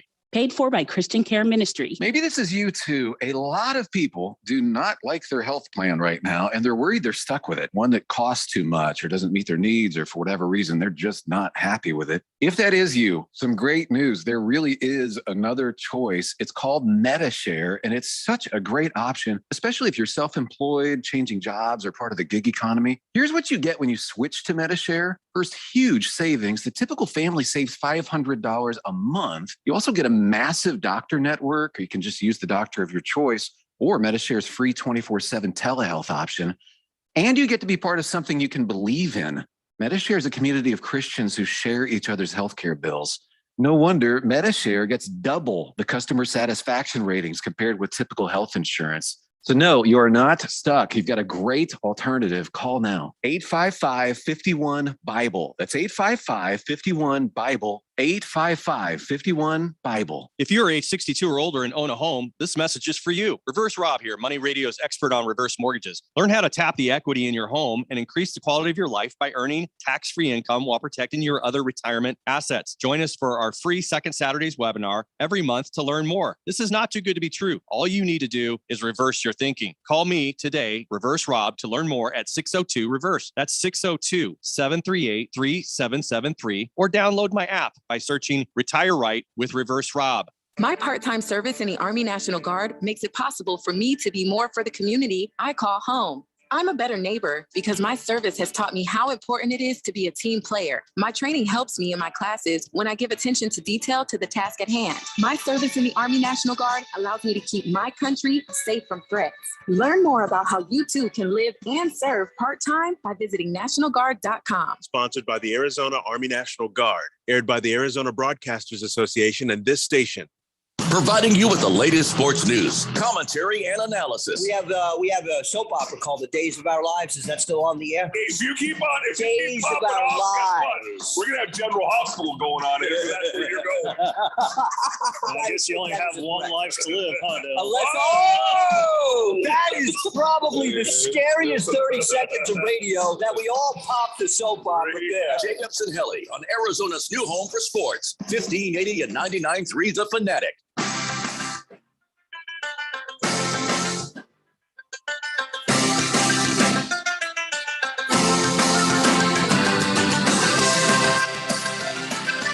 Today, the Blender here on 1580 The Fanatic, Arizona's new home sports. And all right, it is time now to talk to our friend, Josh Applebaum. Well, we shouldn't say friend. We should say our professor, our teacher, the person who's going to teach us Sports Betting 101. He's from the Visa Network. He's a host of Betting Across America. You can hear that at 11 a.m. on Saturdays here on 1580 The Fanatic. He's also the author of Everything Guide to Sports Betting. You can find that on Amazon. Hey, Josh, how you doing, buddy? I'm doing great, guys. Great to talk to my favorite people at 1580 The Fanatic. And by the way, at Beeson, we have a show, My Guys in the Desert. You guys are kind of like my guys in the desert, not Vegas, but Arizona, right? You consider that the desert, right? I'm in New England, so I don't know what you consider it. Well, here, we are your guys in the Arizona desert. How's that? And that sounds good. The other ones up there in Nevada, those are your guys in the chlamydia desert. Yeah, because a lot of stuff happens. What happens in Vegas? But I'll leave it to you to figure out how to make those determinations. So before we get started, now I told you this before. This is not going to be a quick process. I hope you understand that. Because sports betting having just become legal in Arizona, I'm not that familiar with the betting. Keon's done some online, and I'm pretty sure that Randy has seen Oceans 11 and 13. He hasn't seen Oceans 12 yet. Not yet. Not yet. Yeah. So it's not like we don't know what we're talking about. But we don't know what we're talking about. So I figured we would take this a thing at a time. Now, one of the things that you can bet is the over-under, right? That's like a simple bet, isn't it? Yeah, so I think, and again, I would say to a lot of new bettors, especially in Arizona, you guys just went legal. So this is brand new, and I think a lot of new bettors, they get super excited to bet on games. But, last week we talked about bankroll management. I think it's just, you're not going to become an expert overnight. I think you have to have realistic expectations. Like if you have a passion for watching sports and you're a fan of teams and you just like watching sports, that gives you the ability to kind of be a scout and just learn and pick things up slowly. I think realistic expectations is key, but again, we're getting into this trying to win 53% of our plays. That's really the break-even number, 52.38%. So yeah, there are different ways to bet. The obvious ones, the spread in the NFL, the total as well, also known as the over-under, and then the money line. The money line is just to win straight up. That's typically more of a baseball or an NHL hockey sport. where you go money line. Football, really more the spread because it's a higher scoring sport. So therefore, to balance the action, the odds makers create a number, roughly what the favorite should give and the dog should get. But totals are really important, guys. I think a lot of people, when it comes to totals, I'll just give you a small tip. Public loves betting overs. Overs, psychologically, as a bettor, you hang out with your buddies or you go out to a game, or maybe you're having people over. You're just hanging out with yourself. Psychologically, it's much more fun. Root for points, root for scoring. But the books know this, and they'll shade the totals a little bit more to the over, knowing that the public will just want to bet overs anyway. So it doesn't mean you take every under, guys. But I would just say, as a contrarian bettor and betting against the public and wanting to be on the side that's a bit undervalued, actually taking unders is kind of the way to go, because psychologically, no one wants to sweat unders. But yet sometimes you can really take advantage of inflated numbers or shaded numbers. So that's interesting. So in the world of the over-under, which is the combined point totals of each team, it's almost like the calling heads and tails.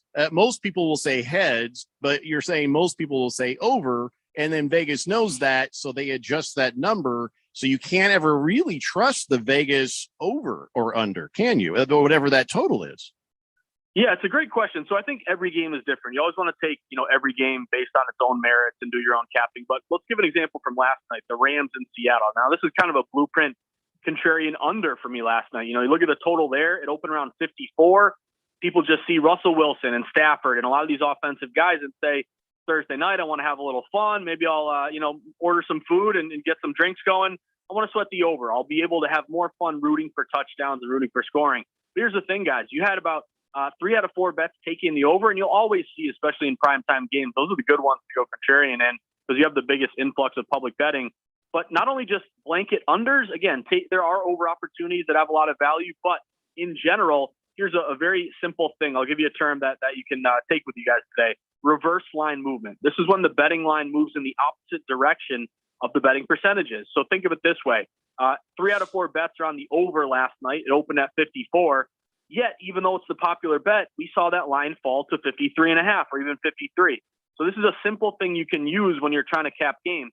If everyone's taking the over, then normally a line would move up a little bit because the books have a lot of liability. They want to entice betting on the under. They're going to jack up the number to kind of entice some betting on the under. But yet that's not what happened. That line fell even though the majority of the public was on the over. So it would be a reverse line move to the under. And I look at systems in terms of primetime unders where you have an influx of public betting, divisional unders breed a lot of familiarity and benefit the defense over the offense. So it worked out last night. The play goes under, but that would be an example of public on the over, yet contrarian value on the under, and the total actually fell. So some sharp reverse line movement. So these are the little things that I look for when I'm trying to get down on a game. All right, well, let's take a look at something that's going to happen tonight. ASU is hosting the Stanford Cardinal, and they are heavily favored to win this game. And let's look at the over-under on that. It's 53. The over-under is 53. How would you bet this game? Yeah, so a couple things interesting here. Number one, this perfect example, don't bet the money line when you see these huge spreads. So, like, for example, we probably think Arizona State, the better team, they're ranked, they're going to win, but they're around minus 500 on the money line. So you have to risk 500 in order to win 100. The juice really isn't worth the squeeze. Yeah, you could, you assume a lot of risk. And if they lose, and we've seen my Patriots, I'm a New Englander, guys, the 07 Super Bowl, they were a 12-point favorite. They can lose. This is why, even though it looks like low-hanging fruit, don't lay these huge numbers on the money line. You risk too much, and you're not going to get enough on the back end if you actually win. So in terms of the spread, guys, we've seen a lot of movement toward Arizona State. Obviously, one thing you look at is rankings. Anytime you have a ranked team versus an unranked team, public will just lean to the ranked team. So I'd be betting Arizona. They actually opened minus 10. They're all the way up to minus 13.5. Looks like it may go to 14. So it looks like there was some respected money laying it with Arizona State tonight. But here's the thing about betting, guys. It's not just what side you get. It's what number you get and when you get down. Because the early smart money was all Arizona State, minus 10, minus 10.5, minus 11, minus 11.5 or 12. Now they're all the way to 13.5 or 14. If you're laying the Arizona State number at this point, you're betting into a number that really all the value is gone. They could end up rolling, win by 21 tonight. But if you consistently bet numbers after they've moved so much, and think of it like buying a car, like, you could get a new, Ford Focus for 20,000 on sale. Now the sale's over and it's up to 25,000. Are you going to pay that money? You're kind of dying at a worse number. So historically, that's kind of a dangerous situation. I'd actually look to buy low on Stanford here, guys. you have an inflated total. You have an inflated number here, the 10 now up to 13 now. You can find a key number of 14. You look at these unranked team versus ranked teams, they're 55% against the spread here, which again doesn't sound great, but you only got to win 52.38% of the time in order to break even. So I'd look to buy low on Stanford. In terms of the total, guys, lean a little bit over here, actually. It opened at 52. It's been bet up to around 53.5. We have seen Arizona. I believe they lead the Pac-12 in scoring about 35 points a game. You got a Stanford defense that scores 30 and gives up about 26. So I would lean over here. It's a public play, but here's the thing. It's not always that it's always public one side, sharps on another.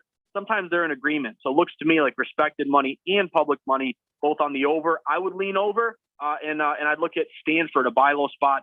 Wait it out. It's a 10:30 game, East Coast time. You got 3 hours. You can get to the key number of plus 14. I'd be looking to play Stanford here. All right. So now we've talked about what could be a pretty good game. You can make money on bad stuff too, right? I mean, let's talk about horrible Arizona. They're down south of the border here near Arizona, and the UCLA Bruins. Now that is happening tonight. The over-under there is 61. UCLA way more heavily favored to win. Could you make money betting that, or is there just no point because it's Arizona?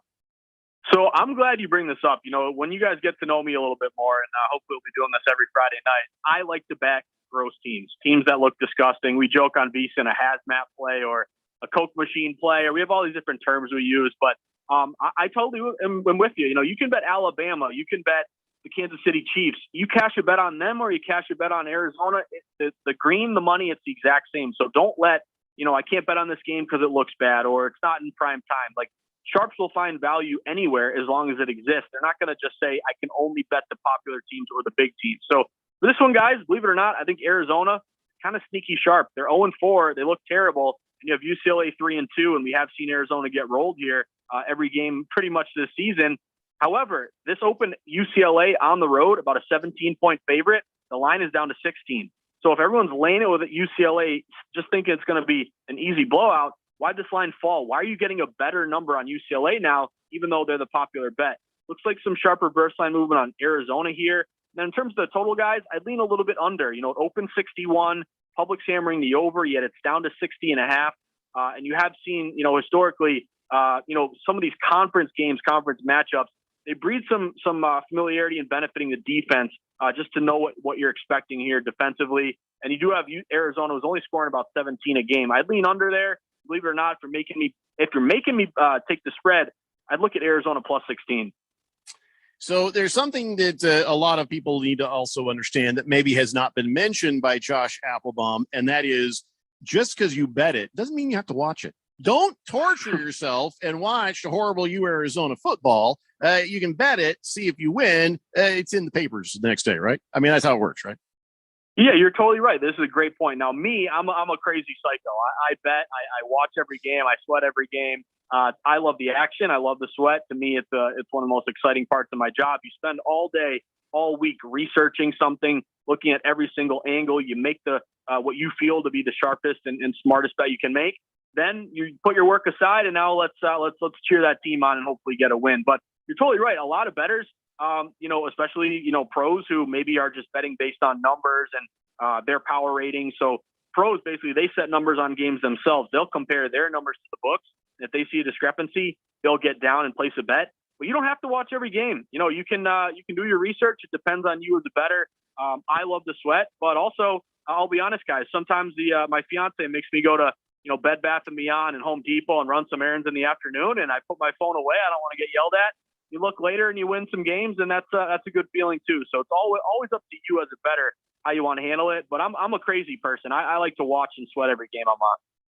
It's Josh Applebaum, host of Betting Across America. You can get that noon Pacific on VSiN. Of course, we have it here Saturdays, 11 a.m. on 1580 The Fanatic. And of course, he's got a book on Amazon called The Everything Guide to Sports Betting. So you say sometimes you're a crazy bettor. Are you Mattress Mac crazy? How do you feel about that? We just found out he placed $2 million on the Astros to win the World Series, which should pay out a record $22 million. And that's not even his only bet. But is Mattress Mac like a hero, or is he sort of a dork in the world of gambling? So it's funny. He generates a lot of headlines because he'll put these, big money on these bets. And I have noticed some of the big bets he puts, gets down on. He sometimes can get good numbers. I don't think he's a complete, what we would call in the industry, a square, which is kind of a pejorative term. You never want to be called a square. That's kind of just a public, casual, drunk guy at a bar type term. But actually, he gets good numbers. I think he bet a couple Super Bowls or some of his big bets, like he would get a +3.5 when the line was really at 3. So he can shop around. But I think it's mostly promotion, guys. He's got a lot of insurance on these giveaways, and it creates buzz. So he's kind of just, playing a little bit both sides of it. Either he wins his big bet, or, he's got insurance if he's got a giveaway if the Astros win the World Series and, everyone gets a free couch or whatever it may be. So I think there's different opinions on Mattress Mac, but I respect him. He bets these big games, and I think for his brand, it definitely gets his name out there. Think he's going to win? Ooh, Astros in the World Series, that's tough. They're going to have to beat the Dodgers. They're going to have to beat the Giants. And I don't sleep on the Rays. I think every year we just say, the Rays, we can't really recognize their players. They're not flashy. They're kind of undervalued all the time. I would actually look at +700 Tampa Bay to win the World Series. That could be a value bet. And I think the winner of the World Series comes out of that Giants-Dodgers matchup. So Shooter McGavin is on the text line, 888-368-1580, and says, so what do you look for what do you look for on in-game betting? Ooh, this is interesting. So in-game betting, number one, it's a slippery slope, because I think if you're watching a game and you have the ability to bet a game at your fingertips at any moment, you can just bet a lot, go against yourself, go back and forth. So be careful, limit your in-betting. That can be a dangerous slope if you have too many in-game wagers.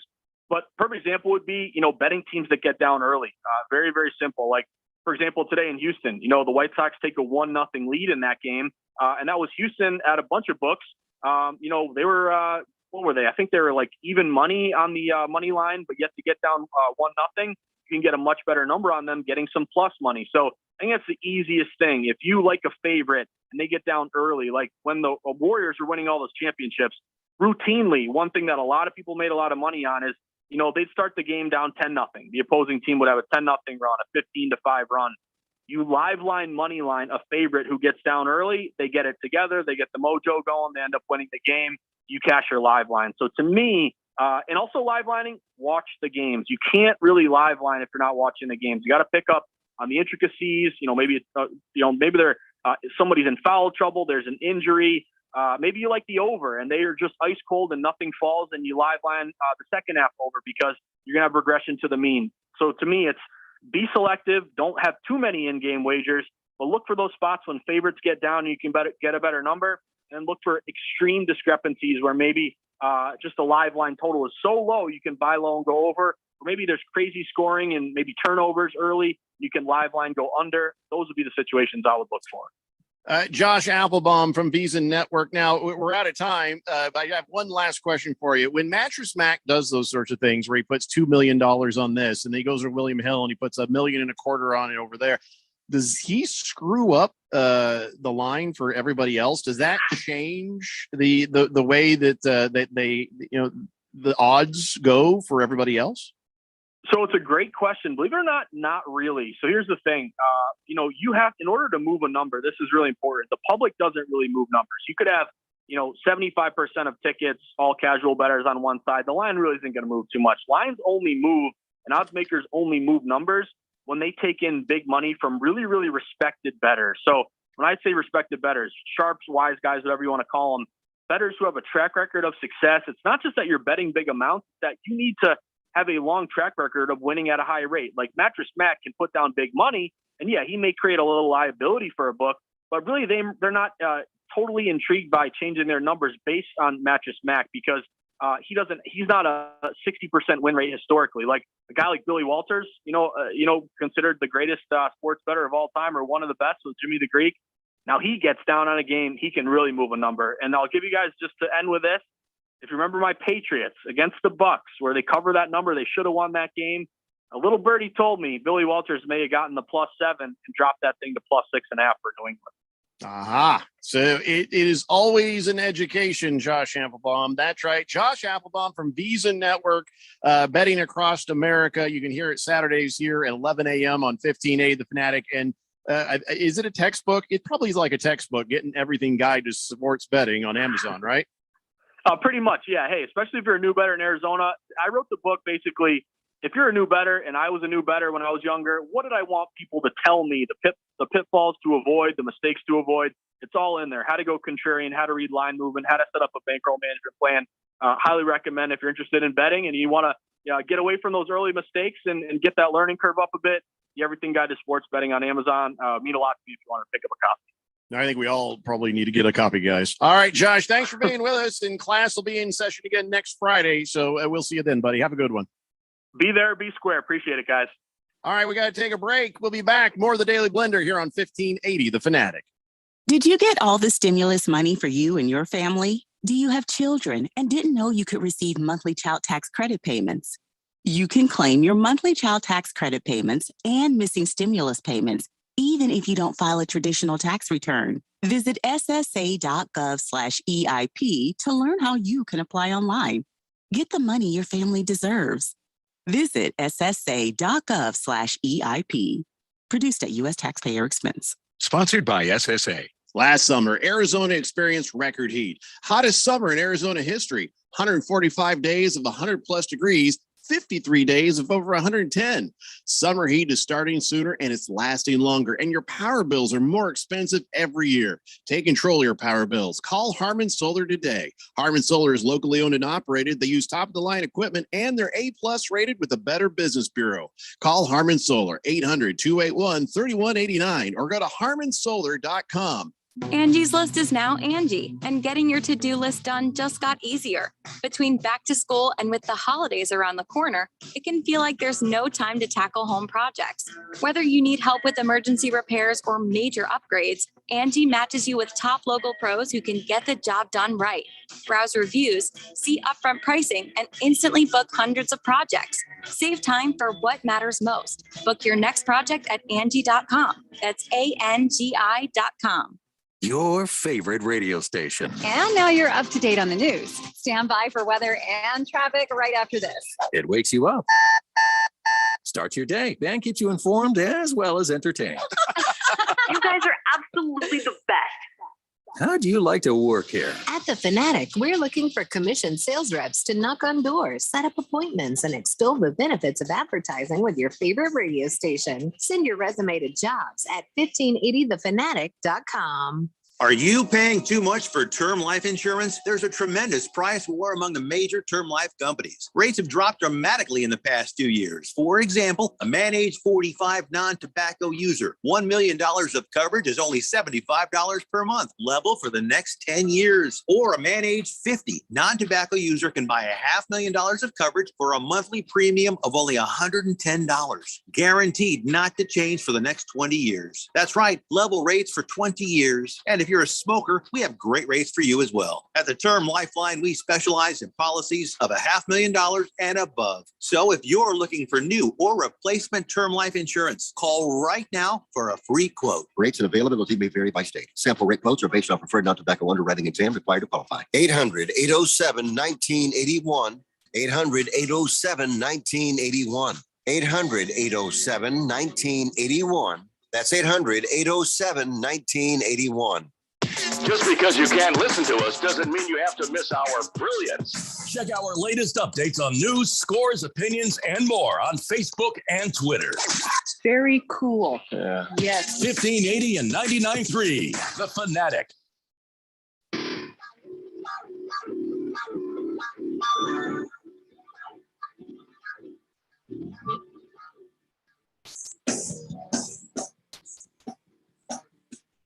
Today's Blender here on 1580 The Fanatic, Arizona's new home for sports. And by the way, I'm going to ask Randy about the race setup, but he went to go get whiskey.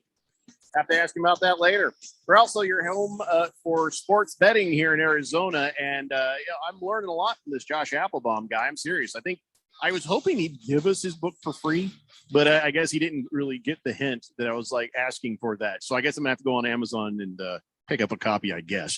I forgot. I didn't have time to ask him about this. Pete Rose has a new sports gambling podcast. And when I heard that I looked at the story, and the first thing I saw was, I thought the title of the podcast was I know how this looks. And it turns out it's not. That was just his response when they asked him. It's like, dude, seriously, you're trying to still get back into baseball's good graces and you're going to do a gambling podcast, Pete Rose? And he says, oh, I know how it looks and people will criticize, but it's not gambling. It's handicapping. I'm a handicapper. And that goes on everywhere. Well, Pete Rose, just own it. You know what? You got in trouble for something in the past. It wasn't even what you did. It's how you lied about it. That is why you got banned from baseball, not because you were just simply gambling. I believe you that you never bet against your own team while you were out there. I don't think he was a dishonorable guy at the time, but until he just started lying about not doing it. So, but yeah. In case you care, and even if you don't, Pete Rose has his new podcast, Pete Rose's Daily Picks. Is he known as a good gambler? Is he known as somebody who actually, because I was in Vegas once and I walked by him sitting at a table with I found out later was his wife, this very young girl who I thought was not his wife. Turns out is his wife.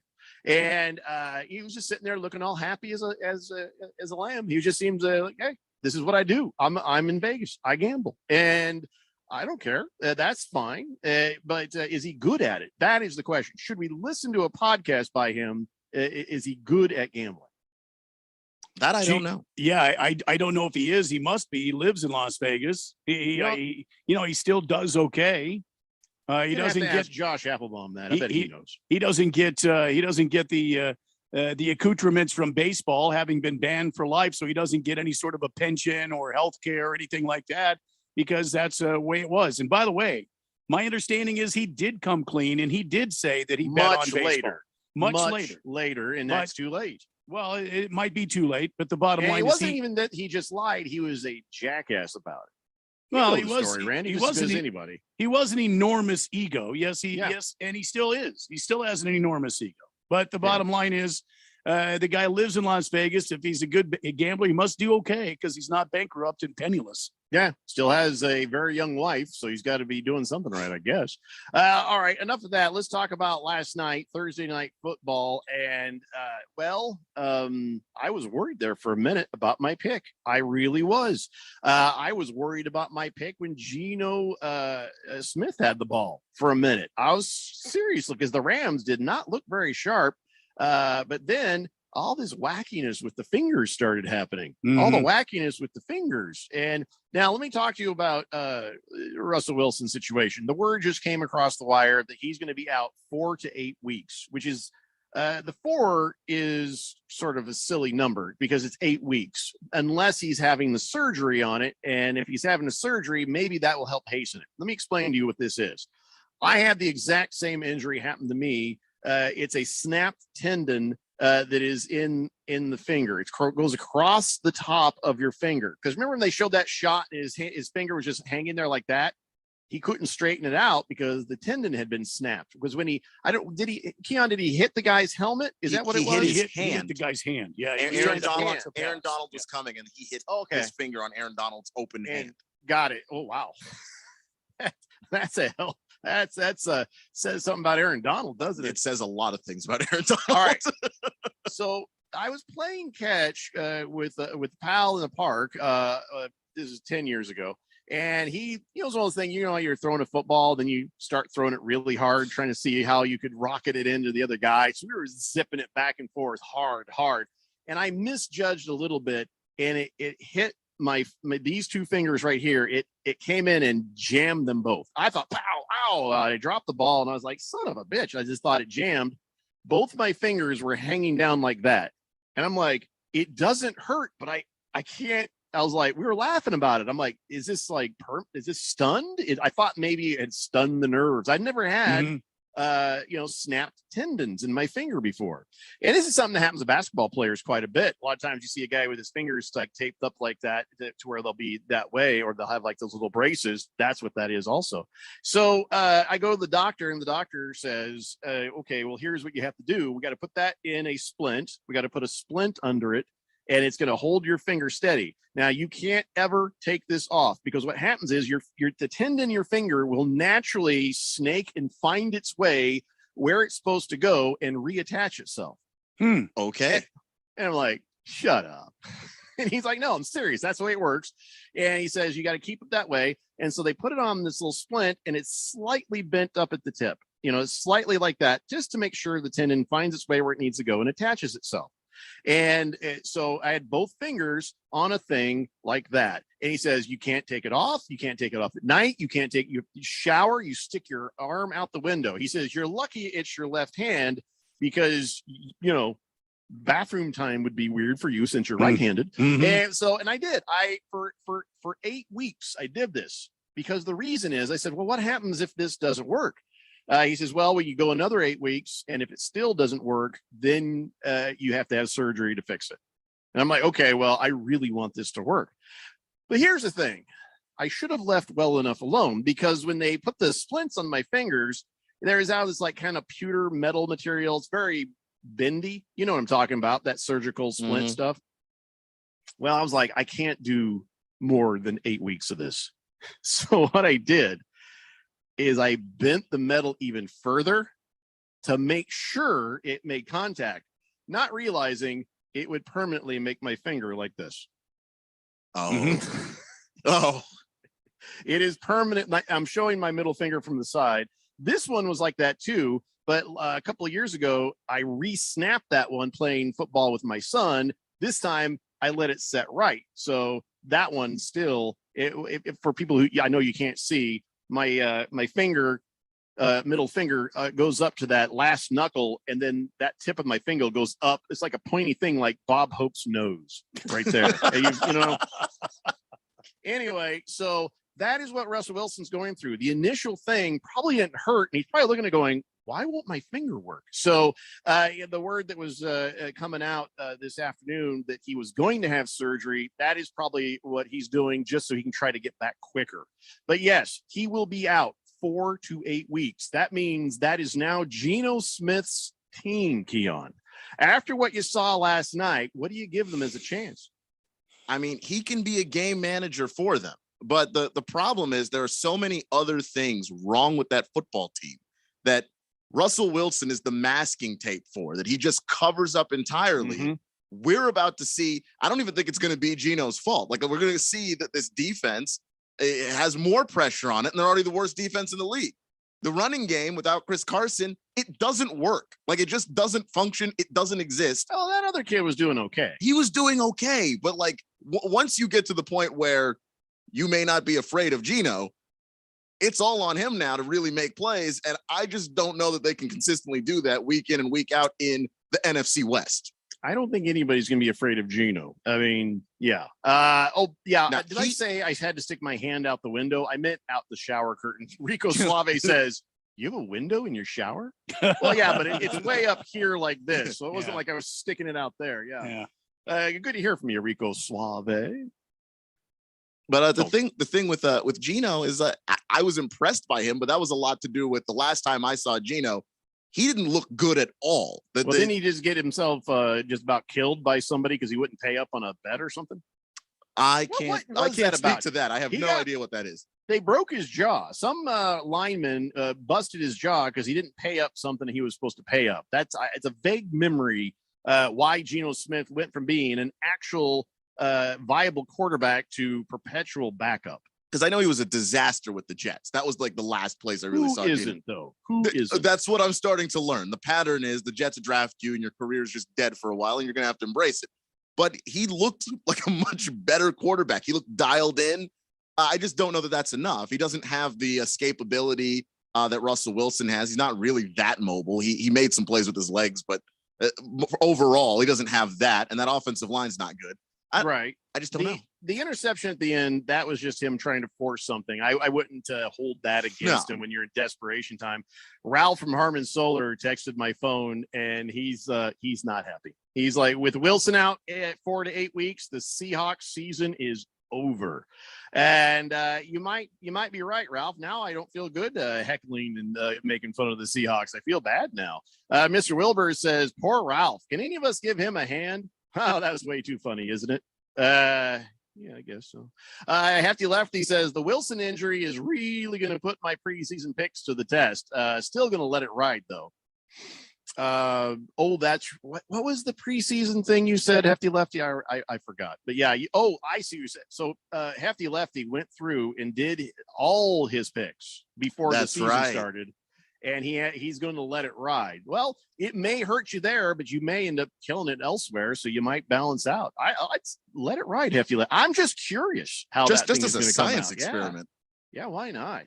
Deflated Balls says, never met either, but well-respected Bear receiver and longtime Chicago broadcaster swears that Pete Rose smells fantastic. Tom Waddle is that man. All right, I ain't weird at all, is it? Ucla says, hey, radio pal, it's radio. I can't see your stupid finger. Yeah. Well, then I expertly described it. And if you don't know who Bob Hope is, it ain't my fault. Google it. Big George says, hey, Jeffrey, Randy, Keon, happy Friday. Don't feel bad heckling the Seahawks, Jeffrey. They've inflicted misery and pain on the Cardinal fans for many years. Yes, that's true. It's a good point. And Ralph has been pretty damn cocky when it comes to Russell Wilson, his Seahawks, and crapping on the Cardinals and giving me the business about my Colts. Yep. Not to mention what he said about the Washington. Well, to be fair, we all have. Nah, that's that's all of you. Yeah, that's all of you. Yeah, there's really nothing. Watermelon says, will Wilson come back from this the same, or could he be handicapped, maybe even hang up his cleats? No, this is one that, look, my fingers all work perfectly. His will too soon. It's just might be a lost season. All right, one more hour of the Daily Blender after this on 1580 The Fanatic. Did you get all the stimulus money for you and your family? Do you have children and didn't know you could receive monthly child tax credit payments? You can claim your monthly child tax credit payments and missing stimulus payments, even if you don't file a traditional tax return. Visit ssa.gov/EIP to learn how you can apply online. Get the money your family deserves. Visit ssa.gov/EIP. Produced at U.S. taxpayer expense. Sponsored by SSA. Chances are the technology you work with every day is an afterthought until it isn't working. Technical problems can throw a wrench in your day, but computer security issues can expose you and your customers to serious risk. Affinity Technology builds custom IT solutions that help small businesses thrive. No system is too complicated. If it plugs in, we work with it. Affinity Technology runs Arizona businesses. Contact us today at atechaz.com. That's atechaz.com. Affinity Technology. Contractors, listen up. This is Bruce Jacobs. Are you missing out on jobs due to lack of bonding? When your current bonding holds you back, call Arizona's #1 bond managers at Constructors Bonding. They have the market relationships and expertise to take you where you want to go, serving all types of contractors of any size and license in all states. When you need better bonding, call Dave McKee at Constructors Bonding, 602-432-5929, or visit cbialliance.com. If you're age 62 or older and own a home, this message is for you. Reverse Rob here, Money Radio's expert on reverse mortgages. Learn how to tap the equity in your home and increase the quality of your life by earning tax-free income while protecting your other retirement assets. Join us for our free Second Saturdays webinar every month to learn more. This is not too good to be true. All you need to do is reverse your thinking. Call me today, Reverse Rob, to learn more at 602-REVERSE. That's 602-738-3773, or download my app by searching Retire Right with Reverse Rob. The old way of living with diabetes is a pain. You've got to remember to do your testing, and you always need to be sticking your fingers. The new way to live your life with diabetes is with a continuous glucose monitor. You simply apply a discreet, easy-to-use sensor on your body, and it continuously monitors your glucose levels, helping you spend more time in range and freeing you from painful finger pricks. If you test your blood sugar at least 4 times per day and inject insulin at least 3 times per day, or use an insulin pump and have private insurance or Medicare, you might be eligible for a CGM with little or no cost to you. Call U.S. Medical Supply today for a free benefits check. We offer free shipping, 90-day supplies, and we bill Medicare or your insurance directly. Call now and say goodbye to finger pricks. 800-438-8173. 800-438-8173. 800-438-8173. That's 800-438-8173. KQFN Tempe. Also transmitting on K25CD Phoenix at 99.3 FM. And K24EU Fountain Hills at 95.9 FM. It's time for the third Quiet,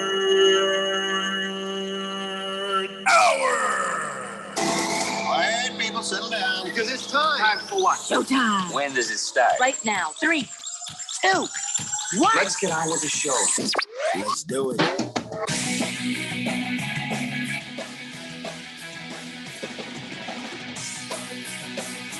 All right, everybody. It's 5 o'clock here on the Daily Blender. I'm your good friend, your radio pal, Jeffrey O'Brien, alongside my heterosexual life partner, Randy White. Keon Rose is pushing the buttons, and you guys are on the Fanatic text line. I'm looking at you all through squinty eyes because I'm wondering if maybe I should be wearing a tinfoil hat. Why? Because Kyle G is reading my mind. He's reading your mind. He may have the technology to read my thoughts because he's thinking the exact same thing I was about to say. I didn't say it off air. I didn't say it to you guys pre-show. Yeah. I didn't write it down. I didn't tweet it, but this is exactly what I was going to say. And now he's saying it in the text. I need some tinfoil. I need it now. Perhaps it's just a coinkydink. This is very specific. He knows Kyle your G. mom's middle name? Well, no. Well, I don't know. Kyle, what's my mom's middle name? Let me tell you what he says. He says, Russell Wilson being out with his finger injury for 4 to 8 weeks for the Seattle Seahawks creates a need for a quarterback in Seattle. So what if they trade Russell Wilson for Deshaun Watson?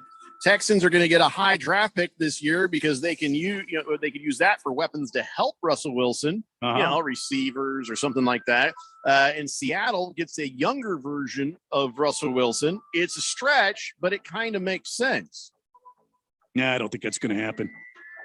But that's exactly what I was thinking and what I was going to say exactly right now. And now he's in my head, Randy. No, I don't think so. I don't think so, Jeffco. I think you are just imagining things. Remember, you go through this once or twice a year. I don't think so. I think this one is very specific because that's exactly what I was going to talk about. You were going to say that verbatim, word for word, what he said? I wasn't going to say it's a stretch part. That part is different, but it's not a stretch. I think it's a very good possibility. And there you go. Because Russell Wilson's tired of getting sacked over and over and over and over, tired of losing all the damn time. He had already said he wasn't thrilled in that situation. Here's the Texans, nothing but draft potential, if you know what I mean. Yeah. They've got a quarterback they can't do nothing with. This makes perfect sense. Now, Russell Wilson, it's a lost season for the Seahawks. So when's the trade deadline? When is the trade deadline, Keon? Boy, that's a good question. Why wouldn't they do this? Well, because Russell Wilson would not want to go to Houston Texans because they don't have an offensive line. He's going to get sacked over and over and over again, and he's not going to win many games. But here's the thing. They have a high draft pick.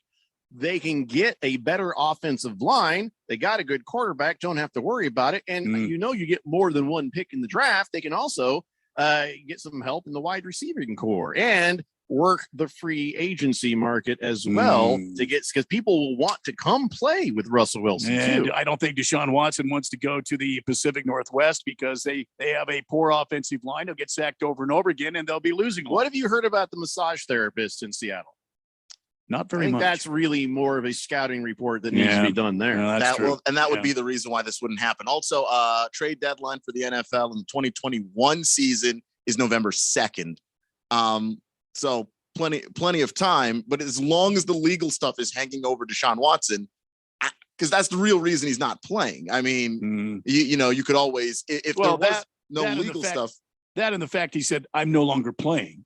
Yeah, but I just find it hard to believe that they couldn't convince him to play, to say, hey, if you play well, it'll make it easier for us to get you the hell out of here. Because they're clearly willing to not let him practice. They're clearly willing to just sort of let him hang around. We're playing Davis Mills, for God's sake, because we're trying to avoid this gigantic, awkward situation. But as long as the legal stuff is there, you can't really. Because you can give up all of these. Is like saying, we definitely want the number 1 draft pick. Yes. That's it. Yeah. I mean, we hired a new coach and we need a new quarterback. Papa Mike says, what the hell, Jeffrey? Where did that great enthusiasm you always have going in the third hour go? Don't let Kyle G get in your head. I don't want him in my head. Yeah. That's why I need some tinfoil on. Or Kyle G has to agree to wear a tinfoil hat on his head at all times during this show because I'm freaked out, man. I think it was coinkydink. Kyle G says, they say great minds think alike, Jeffrey. It's why we both do pretty well picking games. Yes, I say Wilson for Watson. Make it happen. All right, Kyle G. But one of us needs a tinfoil hat. Just the Tip says Watson to Seattle, Rodgers to Tennessee, Wilson to the unemployment line. Bam. Okay. Swave Dave says, how much would it affect Seattle receivers? None. I think that Watson is, if he gets past his legal stuff, he'll almost. I know I need to check Watson, when things are good numbers versus Wilson when things are good numbers, but I kind of feel like there'd be no difference, right?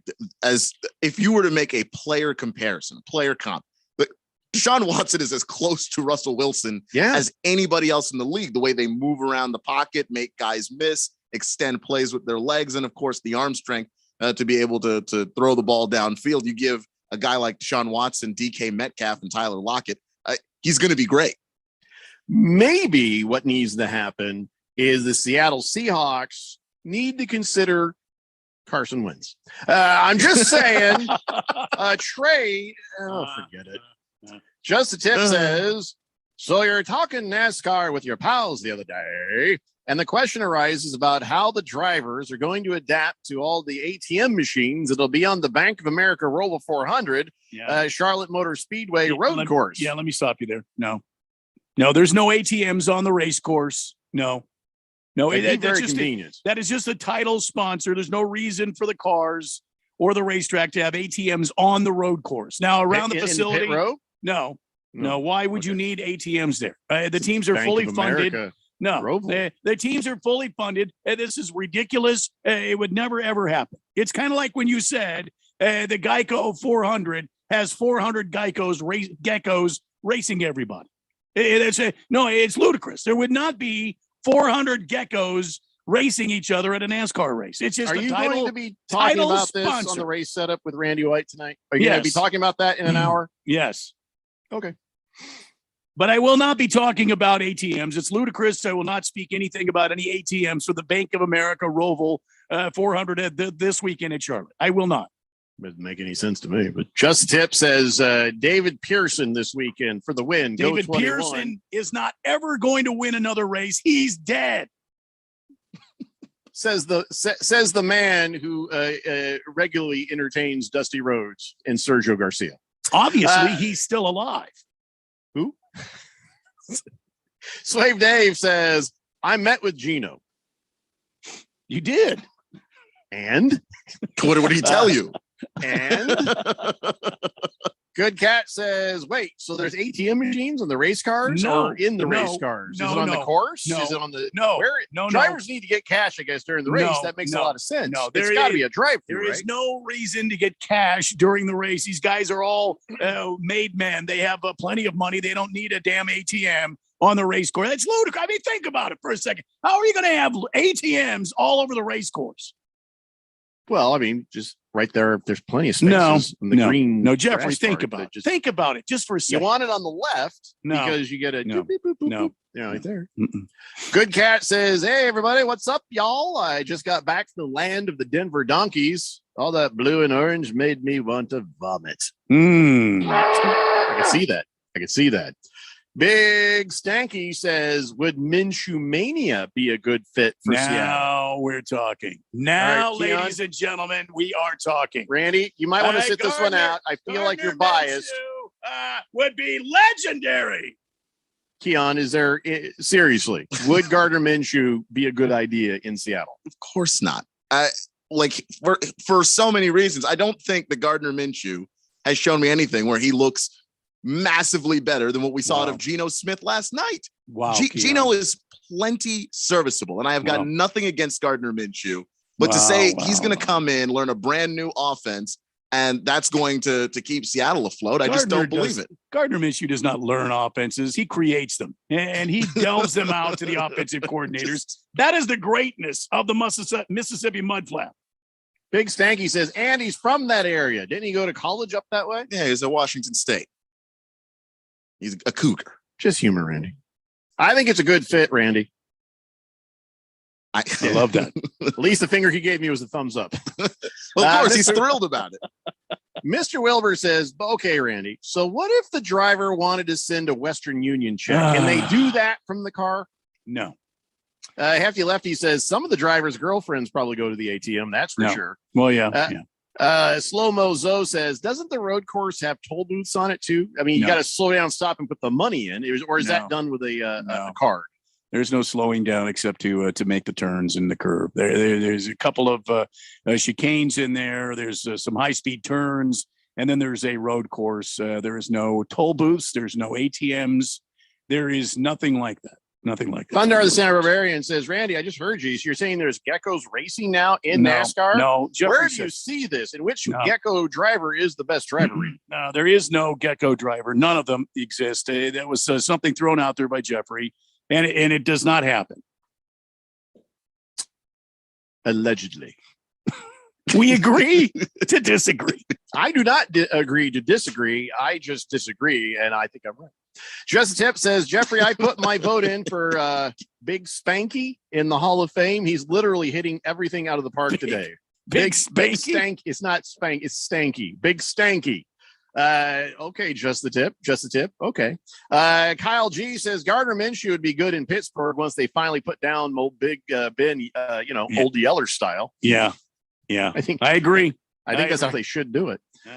Swave Dave says, okay, guys, I meant, how will Geno Smith affect the Seattle receivers from this point forward? You mean fantasy football points? Gonna be lower. Although he did take care of DK Metcalf because that's the only guy who's crazy enough to be able to catch his passes. You know what I mean, and get open. Well, that and I think that Geno, he doesn't have quite the arm strength that Russell Wilson does, where you can just throw moon balls to Tyler Lockett all the time. DK Metcalf mostly operates underneath for Seattle. So as long as DK wins those routes, which is all the damn time, yeah, he's going to be the beneficiary. I think DK is going to actually see his numbers stay more or less the same. Tyler, though, who I have in fantasy, he's probably going to suffer a little bit. DK Metcalf just needs to continue on with 24.5 points. That's all I need every game out of him. Just 24.5, DK. I think that Randy, I think that Keon is right, but I think you are going to see at least some decrease in his average points. Just because it's Geno Smith, Anyway, that's my prediction on that. We'll ask Siege that next time around. Schmitty says Chargers over Browns. That is my lock of the day. Yeah, that's kind of easy though. I mean, you got a torn labia with old Baker Mayfield, and so labrum. It's a labrum. That's what I said. Mm-hmm. And then you got the Chargers just sort of kicking ass and taking names. So yeah, that's easy. And I guess the lock of the day is supposed to be easy though, huh? Number one Rattlers fan says there is zero sports betting in the movie franchise Ocean's 11. Hey, but they're Rattlers in Las Vegas. Rattlers fan. Some of these will be jokes. Blissful Hayes says, so Pete Rose makes fun of crippled people on his podcast? No. That's not what that means. That's not what handicapping means. No. It means that he hits people with his car and he handicaps them. No. See, that's why he should have gone with the I know what this looks like title for his podcast. Yes, I know how this looks. Because then no one would question it. Boomer Sooner says, good day, gentlemen. It's Friday. Boomer Sooner needs a cold beer, please, and a little bit of luck for the Red River Showdown. Randy, I need that Boomer Sooner now more than ever before. Boomer Sooner, Boomer Sooner, Boomer Sooner, Boomer Sooner, Boomer Sooner, Boomer Sooner, Boomer Sooner, Boomer Sooner. It's a freestyle right there. Not bad. Yeah. Hey, I was free flowing like a bottle of Drano. Keno. Keno. I'm having such a bad day today. Keon, what you're wearing a sweatshirt you try to show us. Which team is that for? That is the Texas Longhorns. That is the side of the Red River Shootout that I will be supporting. It's going to be a fantastic game. Ooh. Both teams real good. Boomer Sooner versus Keon right now. Yeah. Which I like Boomer Sooner a lot, but Saturday we're going to be enemies for a day. So Boomer Sooner wanted me to show you this. Hey. Wow. Now you cut that. I gave me the horns down, and he knows that I don't like that. Nobody likes that. Okay. I think it's funny when everybody gets upset. I think it's funny when people get upset that I make fun of the Ohio State. So then I start saying the Arizona State University or the U Arizona. Well, that's and funny. then people in Ohio State get giant amounts of constipation, and it makes me happy. Well, you don't own the word "the," so get over it. They tried to. Try. But and there's a reason why you failed. Random Texter says, yeah, that's my thought. None of what you said, Jeffrey, will happen. Deshaun Watson fades into oblivion and Aaron Rodgers goes to Houston. I don't think Aaron Rodgers is ever going to go to Houston. That's not where he wants to be. Aaron Rodgers is going to go where the hell he wants to go. So nice try. Killer Rabbit says Russell Wilson is in a bad situation in Seattle. What is going wrong? I don't think Russell can put a finger on it. No.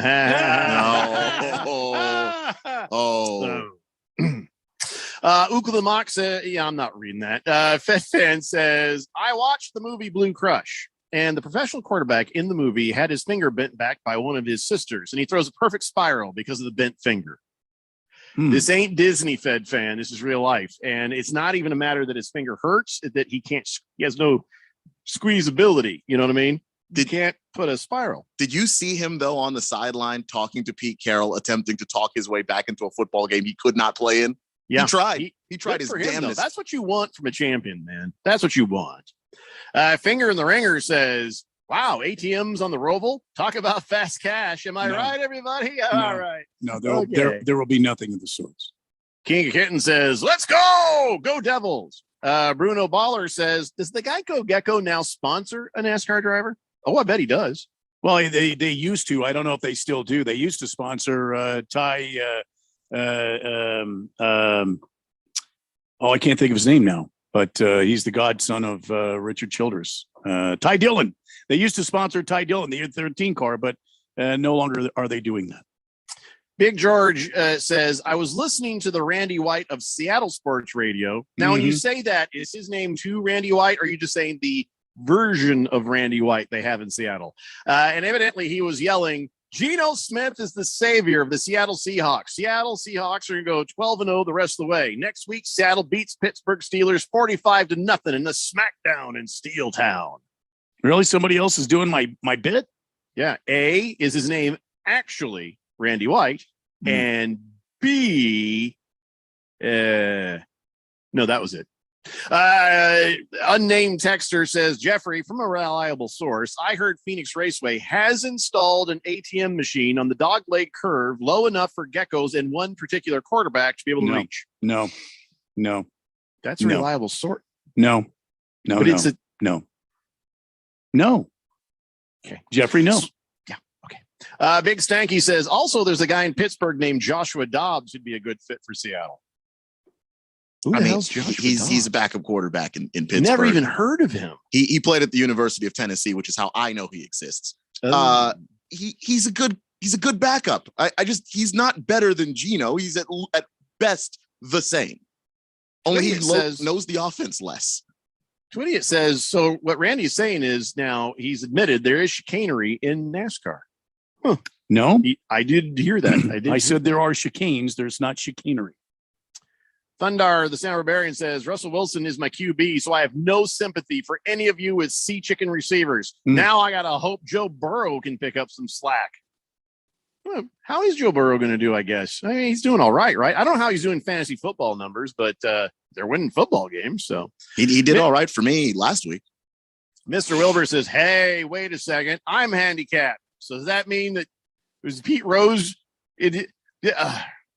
Yeah, Mr. Wilbur is now very confused. No, Thank Mr. you so Wilbur, much, everybody. Pete Rose had nothing to do with the unfortunate handicap that you have. Hefty Lefty says that was the Tony Stewart podcast. Yeah. What? Just the Tip says, send cash to Mexico, pay utility bills, get a money order, send to grandma for a new Hamlet. Randy, these drivers are compassionate people. Why are you trying to limit them fulfilling their wishes? ATMs in the course or cancel the race? Wow. He is so over this. Wow. Blisslehead says, all right, Randy, question. Was the race last week called Yellowwood because the driver... Okay, I'm not going to read that. We're just going to take a break before Randy beats the hell out of all of us. It's the Daily Blender here on 1580, The Fanatic. This is Brent Musburger's Action Update on 1580 and 99.3 The Fanatic. Simple Green is perfect for making your auto, RV, cycling, boating, and other sporting equipment look like new. SimpleGreen.com. 4 matchups of 2 top 25 teams on Saturday in college football. The biggest game of the weekend, number 3 Iowa hosting number 4 Penn State. Iowa, a 1.5-point favorite. This is expected to be a low-scoring game, over under at 41. Elsewhere, number 2 Georgia, a 15.5-point favorite at number 18 Auburn. Number 6 Oklahoma sitting as a 3-point favorite as they go to number 21 Texas, and number 17 Ole Miss. They are a favorite at home by 5.5 against number 13 Arkansas. For the latest odds all the time, visit vsin.com. I'm Matt Pauley. This has been your action update on The Fanatic. Last summer, Arizona experienced record heat. Hottest summer in Arizona history. 145 days of 100-plus degrees. 53 days of over 110. Summer heat is starting sooner and it's lasting longer, and your power bills are more expensive every year. Take control of your power bills. Call Harmon Solar today. Harmon Solar is locally owned and operated. They use top-of-the-line equipment, and they're A-plus rated with the Better Business Bureau. Call Harmon Solar, 800-281-3189, or go to harmonsolar.com. Did you get all the stimulus money for you and your family? Do you have children and didn't know you could receive monthly child tax credit payments? You can claim your monthly child tax credit payments and missing stimulus payments, even if you don't file a traditional tax return. Visit ssa.gov/EIP to learn how you can apply online. Get the money your family deserves. Visit ssa.gov/EIP. Produced at U.S. taxpayer expense. Sponsored by SSA. If you owe the IRS back taxes, then get ready to pay up. The IRS has giant private collection agencies actively tracking down folks who owe the IRS. So if you think dodging them was stressful in the past, it's going to get a whole lot tougher. Optima Tax Relief has this advice. Don't wait. Solve your tax problems now before it's too late. Optima Tax Relief works to stop the demand letters, stop the aggressive collection actions, and stop the IRS collectors from targeting you. Ask Optima about the Fresh Start Initiative, one of the biggest breaks the IRS has ever offered. If you qualify, you could save thousands, and nobody knows this program better than they do. Optima is A-plus rated with the Better Business Bureau, and they get results, having resolved over $1 billion of tax debt for their clients. Get a fresh start. Call today for your free consultation. Call 800-410-6744. 800-410-6744. 800-410-6744. Optima Tax Relief. Some restrictions apply. For complete details, please visit OptimaTaxRelief.com. 8 Out Presents Terrifying Jobs. Snake Handler, take one. This is a really terrifying job. Today we're talking with James Hall, a snake wrangler at the Phoenix Zoo. They handle really creepy, venomous creatures. Given the hazards, why do you do it? I've been fascinated by reptiles since I was a child. Tell me about your little friend there. So this is Bear Hug. He's a Burmese python. We have him here at the Phoenix Zoo. He kind of makes my skin crawl. Is there anything that rattles you? Yeah, distracted drivers terrify me. This message is brought to you by ADOT, the ABA, and this station. If you're not spending every waking moment checking us out online, You better have a good excuse. yeah, we've loaded up our website with the stories, pics, video, podcast, commentary, and more. The kind of stuff you love. Hey, it takes a lot of time to post all this junk. And you'll love every bit of it. Very well. Or at least most of it. It appears that the website has become alive. Hit it now. It's on the internet. 1580thefanatic.com.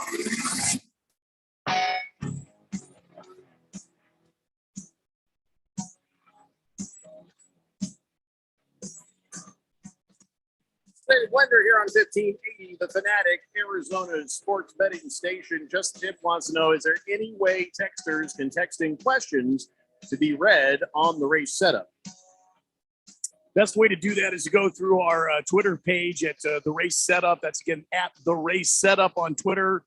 Send in your questions. You can DM us there, and we will handle those on the next episode of The Race Setup. We have to, because Chief is on the air, we have to kind of do these pre-recorded, and also some of our guests are pre-recorded because of their schedues, and so the there's entire also show. Chief's prison release thing Well, where he's got to there check is that. in Yeah, at night. prison so- release. Yeah. Right.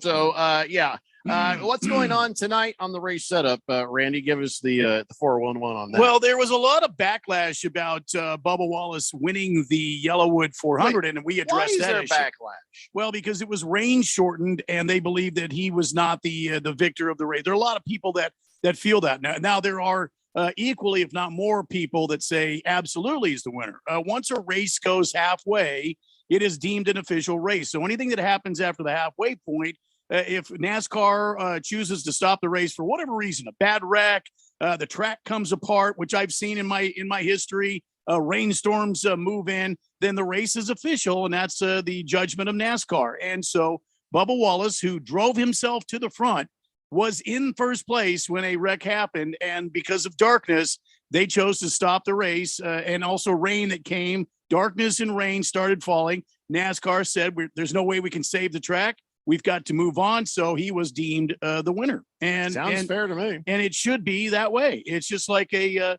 rain-shortened baseball game. You know, whoever was in the lead when it ends is the winner. That's the way it goes. So, we talk about that, and we set people up for the Roval, which is a unique road course coming up this weekend out of Charlotte. No, there are no bank ATMs, toll booths, geckos. David Pearson is not in the field and won't be in the field moving forward. So there you go. Race setup tonight, 6 p.m. And be sure and tune in right after the program. Keon, I have something to admit to you. It's an admission because Boomer Sooner didn't ask for this, but I'm going to say he didn't say anything about the horns down. I just threw that in there because I knew it would aggravate you. Well, yeah, no, I knew that was you. You've done this before, and Boomer Sooner has been very nice to me. No, he's very, in fact, he just said, "May the best team win." Keon. Oh, absolutely. There you go. But I interpreted that as horns down. So I just wanted to. I'll instigate, but I'm honest. You know, I just want to make sure you knew that it was me. It was all me, and I'll do it again. Yeah, no, I would never ascribe that to Boomer Sooner. Wants to make sure the Fed fan knows. He says, "Hey, have a nice weekend, Fed fan."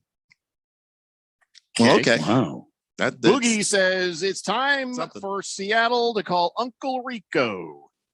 Is that his way of saying Gardner Minshew, or the literal Uncle Rico? The literal Uncle Rico. Miss Pringle says, "Hey guys, my nephew turns 9 years old today. He's super excited because now he can wear Kyler Murray's hand-me-downs." Oh boy, Pringle. See, I thought we were going to say happy birthday to somebody. Your whistle. There you go. Yeah, unfortunate. Did you have your hand up there a second? Yes. Yeah. What do you want? Are we getting to dance party time soon? Oh yeah, we were supposed to do that this segment, weren't we? Yeah, that's. Yep. Mm-hmm. Mm-hmm. All right. Anything. It's kind of awkward now that he had to remind. No, he's attacking our listeners. I'm not attacking the listeners at all. I'm just wearing saying that Texas sweatshirt when he knows Boomer Sooner is not going to like it. He is being very confrontational. There's nothing confrontational. Papa Mike says, "Okay, Keon, you were doing so well, but you know you've gone too far, Keon. Never go against the Sooners. I am so mad at you right now. I'm sitting in a car to pick you up at 6 tonight. You should go with these guys. Broken noses, big guys. Just trust me. Get in the car. Don't say no." Wow. Okay. I've been going against the Sooners my entire life. I am not about to stop now. I don't know. I don't know what to tell you. And now he wants to do a segment. You know what I'm saying, Randy? I don't know what to tell you about that either, except that we do it every week at this time. I got it. Don't know if you deserve a segment the way you're abusing the super fans. I'm not abusing anybody. Nobody's being abused. Should we go ahead and do this? I guess we're not doing this for you right now, Keon. We're doing this for the super fans who enjoy it. Ladies and gentlemen, it is time now for the Keon Rose College Football Dance Party. All right, Keon. How do you feel like you did last week? I think you keep track of these things? No. You should. I do over the weekend. I keep track of it. And last weekend I did all right as I was watching the games. though, as I mentioned earlier in the week, that Maryland got out of hand real early. I was very wrong about that one. Yeah. Very All wrong. right. Well, your opportunity to redeem yourself as tonight there are a couple of different matchups. Number 5, Cincinnati takes on Temple. I believe that's happening right now on the four-letter network. And I'm not going to pick it because Cincinnati is up huge over Temple, 17-3 right now in blue. The second quarter, I believe. They are beating the brakes off of Temple, as they should. Beating the brakes off Temple. Yes. All right. Of course, tonight, Stanford comes to Tempe to visit the Arizona State Sun Devils, ranked 22 in the country. What does this game look like to you? Do you think it's going to be close, or is it going to be an absolute head bash? To me, this seems like an absolute head bash when you just look at the talent out there on the field. And I know that ASU has done a little underachieving in some games, but look, they're in control of their college football playoff destiny. They win out. They get an opportunity to go to the college football playoff, which is absolutely massive. And they should be dialed in. I think Herm Edwards has gotten them to reduce a lot of these penalties. And the BYU loss, because BYU has been playing so well, actually doesn't hurt them as much as it feels like it should have earlier in the year. All right. Well, moving on here. I'm going to save the Red River shootout for later on, probably the last thing that we do. But let's move ahead It to might be the last thing you do, according to Papa Mike. Apparently. Wow. I suggest you go with these guys in the car, Keon. Might be a fun ride. Let's go to Radio Ron's alma mater, number 11 ranked Michigan State. They're going to be at Rutgers this weekend. Is this a trap game, or should Michigan State handle their business? It is absolutely a trap game, but I don't think that Michigan State's going to fall in the trap. I think Mel Tucker, their head coach, year 2. I mean, this guy's been fantastic. He's coaching really well in the Big Ten East, and he's holding his own with a team that he's not even supposed to be where they are right now. They're ahead of schedule in this rebuild. And yeah, I know Rutgers, they're no slouch. Greg Schiano, when he's there, they're an incredible football team. But Michigan State has been playing so well, so consistently, escaped against Nebraska earlier in the year. I'm going to go Michigan State here. I really like what they're doing. Okay, another interesting game to keep your eyeballs on. Number 13, Arkansas is taking on number 17, Ole Miss. Ole Miss got rolled last weekend. They fell down quite a bit. Arkansas, they got beat last weekend. Who gets it right at Vaught Hemingway Stadium? And it's funny that they both got beaten because they both got beaten by the number 1 and number 2 teams in the nation, respectively, right. Alabama and Georgia. And everyone is going to look bad when they play Alabama and Georgia. Right now, I'm leaning Ole Miss. I just think that the offense that they have there is really prolific. Matt Corral last week against Alabama looked as bad as Matt Corral is going to look all year. He's never going to look that bad again. He's not going to play Alabama again. And I just believe in this Ole Miss offense and what Lane Kiffin has put together there. Just for giggles and grins, just because it's two teams that you are synonymous with college football in my mind. South Carolina's visiting Tennessee at Neyland Stadium in Knoxville. Who you got in this exhibition? Well, these are two programs, hired new head coaches. They're both rebuilding. You've got Frank Beamer, the head coach of South Carolina. You got Josh Heupel coming up from UCF to be the head coach at the University of Tennessee. And yes, Jeff. No, this is unrelated. Oh, sorry. I was just wanting to get in. That means next. Okay. So here's what's happening with this. Tennessee looks like they're way ahead of the curve or way ahead of the schedule in their rebuild over South Carolina, which is crazy, right? Because Tennessee had 25 players go in the transfer portal after they had to fire their last coach, Jeremy Pruitt. And yet Tennessee goes into Missouri, into Columbia, a game I don't think anybody thought Tennessee was going to win, put up 63 points on them and absolutely pants them in their house. I think Tennessee beats up on South Carolina, and it's very ugly. Big Stanky says, can I ask if BYU goes undefeated and then ASU runs the table and wins the Pac-12 championship, which one gets the playoff spot? Well, I don't think BYU, they're number 10 right now. As a matter of fact, we can talk about that as you answer this question, Keon. Boise State is going into LaVell Edwards Stadium in Provo to take on number 10 BYU. What say you? I say they beat Boise State. Really? Boise State's a good football team, but BYU has been disciplined. They've been sound all year. Jaron Hall has been a fantastic quarterback. I don't know that BYU is winning out. I think there are a couple of games on that schedule they could absolutely lose. So I guess we'll cross that bridge when we get there. But if they win out, you'd have to give them the nod over ASU if for no other reason than they won the head-to-head matchup between the two of them. All right, this should be a good game on Saturday afternoon. It's one of the bigger games of the day. Georgia, number 2 ranked, is visiting Auburn, number 18 ranked. I know what should happen, but what will happen, Keon? Well, I want to say something edgy here. I want to pick an upset of some kind. Auburn has been surprising me. They're 4-1. They went up to Penn State. They did lose that game in Happy Valley, but they looked really competitive and good. Bo Nix has been impressive every week developing as a passer. And Brian Harsin, in his first year at head coach at Auburn, I think he's going to be there a while. That is how good I think he is. But, man, they're playing Georgia. And Georgia's defense is going to make a lot of people look really, really stupid. And every week is a game that they get up for to demolish another offensive line.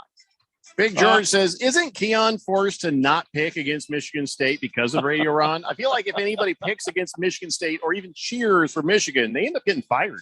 Well, I hadn't heard that. Radio Ron hadn't let me know that. But also, I've picked them every week, and they're 5-0, man. Like, I don't think this is a Radio Ron thing. I think it's just a Michigan State thing. They're damn good this year. Yeah. You remember Star Wars when they said, let the Wookiee win? Just saying. Just keep it in mind. All right. Another Pac-12 game that's kind of interesting to me. Utah is visiting USC in the Los Angeles Memorial Coliseum. Does USC get right this week, or does Utah go home with a W? Boy, I'm gonna go USC getting right, which is just tough. It's tough to pick USC this year because of all the things that are going on wrong, and they're looking for a new head coach and everything else. But I like them better than Utah. Okay. All right. So you're taking USC. All right. Tepidly. All right. Finally, before we go to the Red River Shootout, one more game. How about Iowa, Penn State? That should be a big one. I'm looking forward to watching that game. This is going to be the game of the week. 5-0 Penn State, 5-0 Iowa. You've got two incredible defenses and really a college football playoff spot on the line right now. And Iowa gets a little bit of the edge. They're the home team. That stadium is incredible. A lot of the pageantry that goes on there, incredible. They turn and wave to the Children's Hospital that's right behind the stadium. It's always a fun game to watch on TV. But Iowa's defense has been so damn good. They forced 12 interceptions. They get a lot of those tipped balls because they played this zone coverage. They're all looking at the quarterback and they're all tracking what he's doing. Yeah. And I just really big believer in Iowa football. But Penn State's going to make it tough. But I'm leaning Iowa because they're at home. Okay. Papa Mike wants to know if you picked Georgia or Auburn because he's trying to keep track of it. Okay. Yeah, no, I picked Georgia. Okay.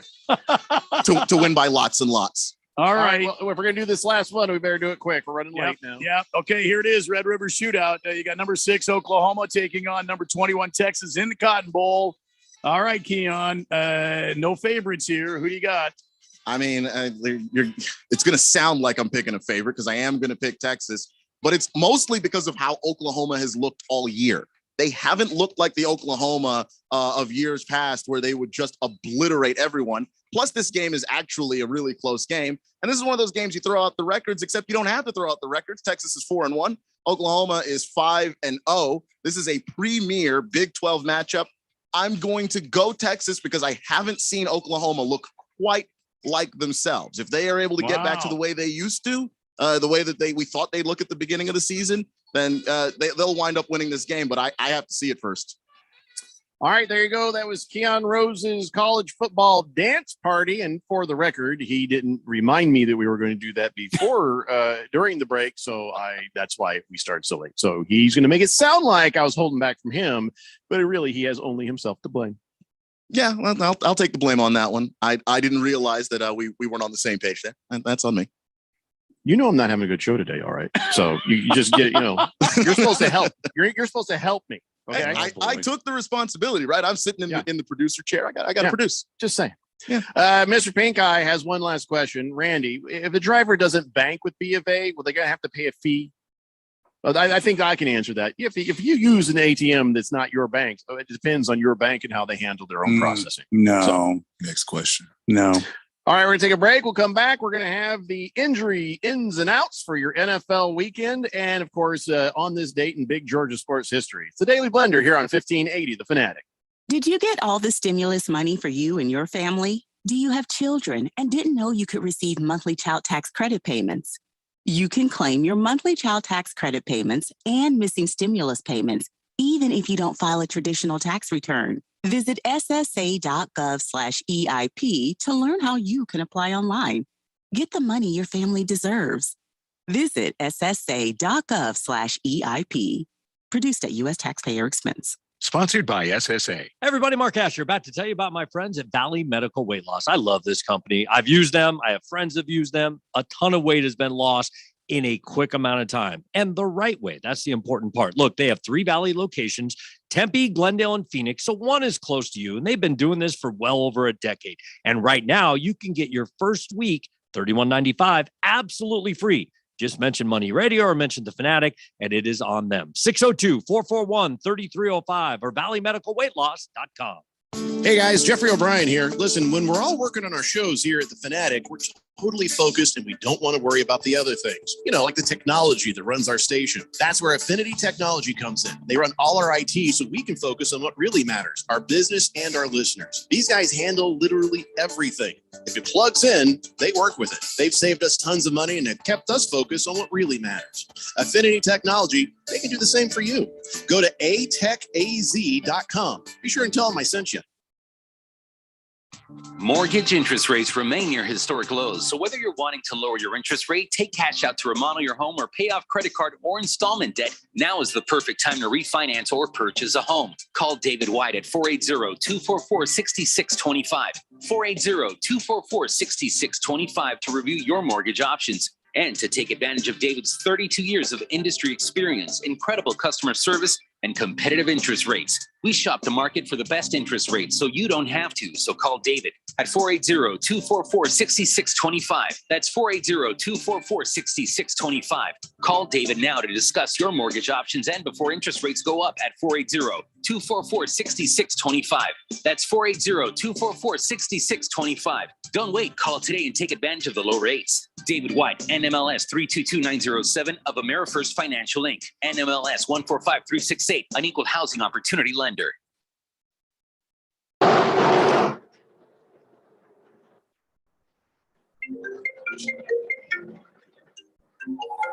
Distracted driving kills in Arizona. Life is more important than your phone's beep. Stop the distracted driving, Arizona, please. Sponsored by the Arizona Chapter National Safety Council and the Governor's Office of Highway Safety, aired in cooperation with the Arizona Broadcasters Association and this station. Your new home for primetime NFL games at Super Bowl 56. 1580 and 99.3. The Fanatic.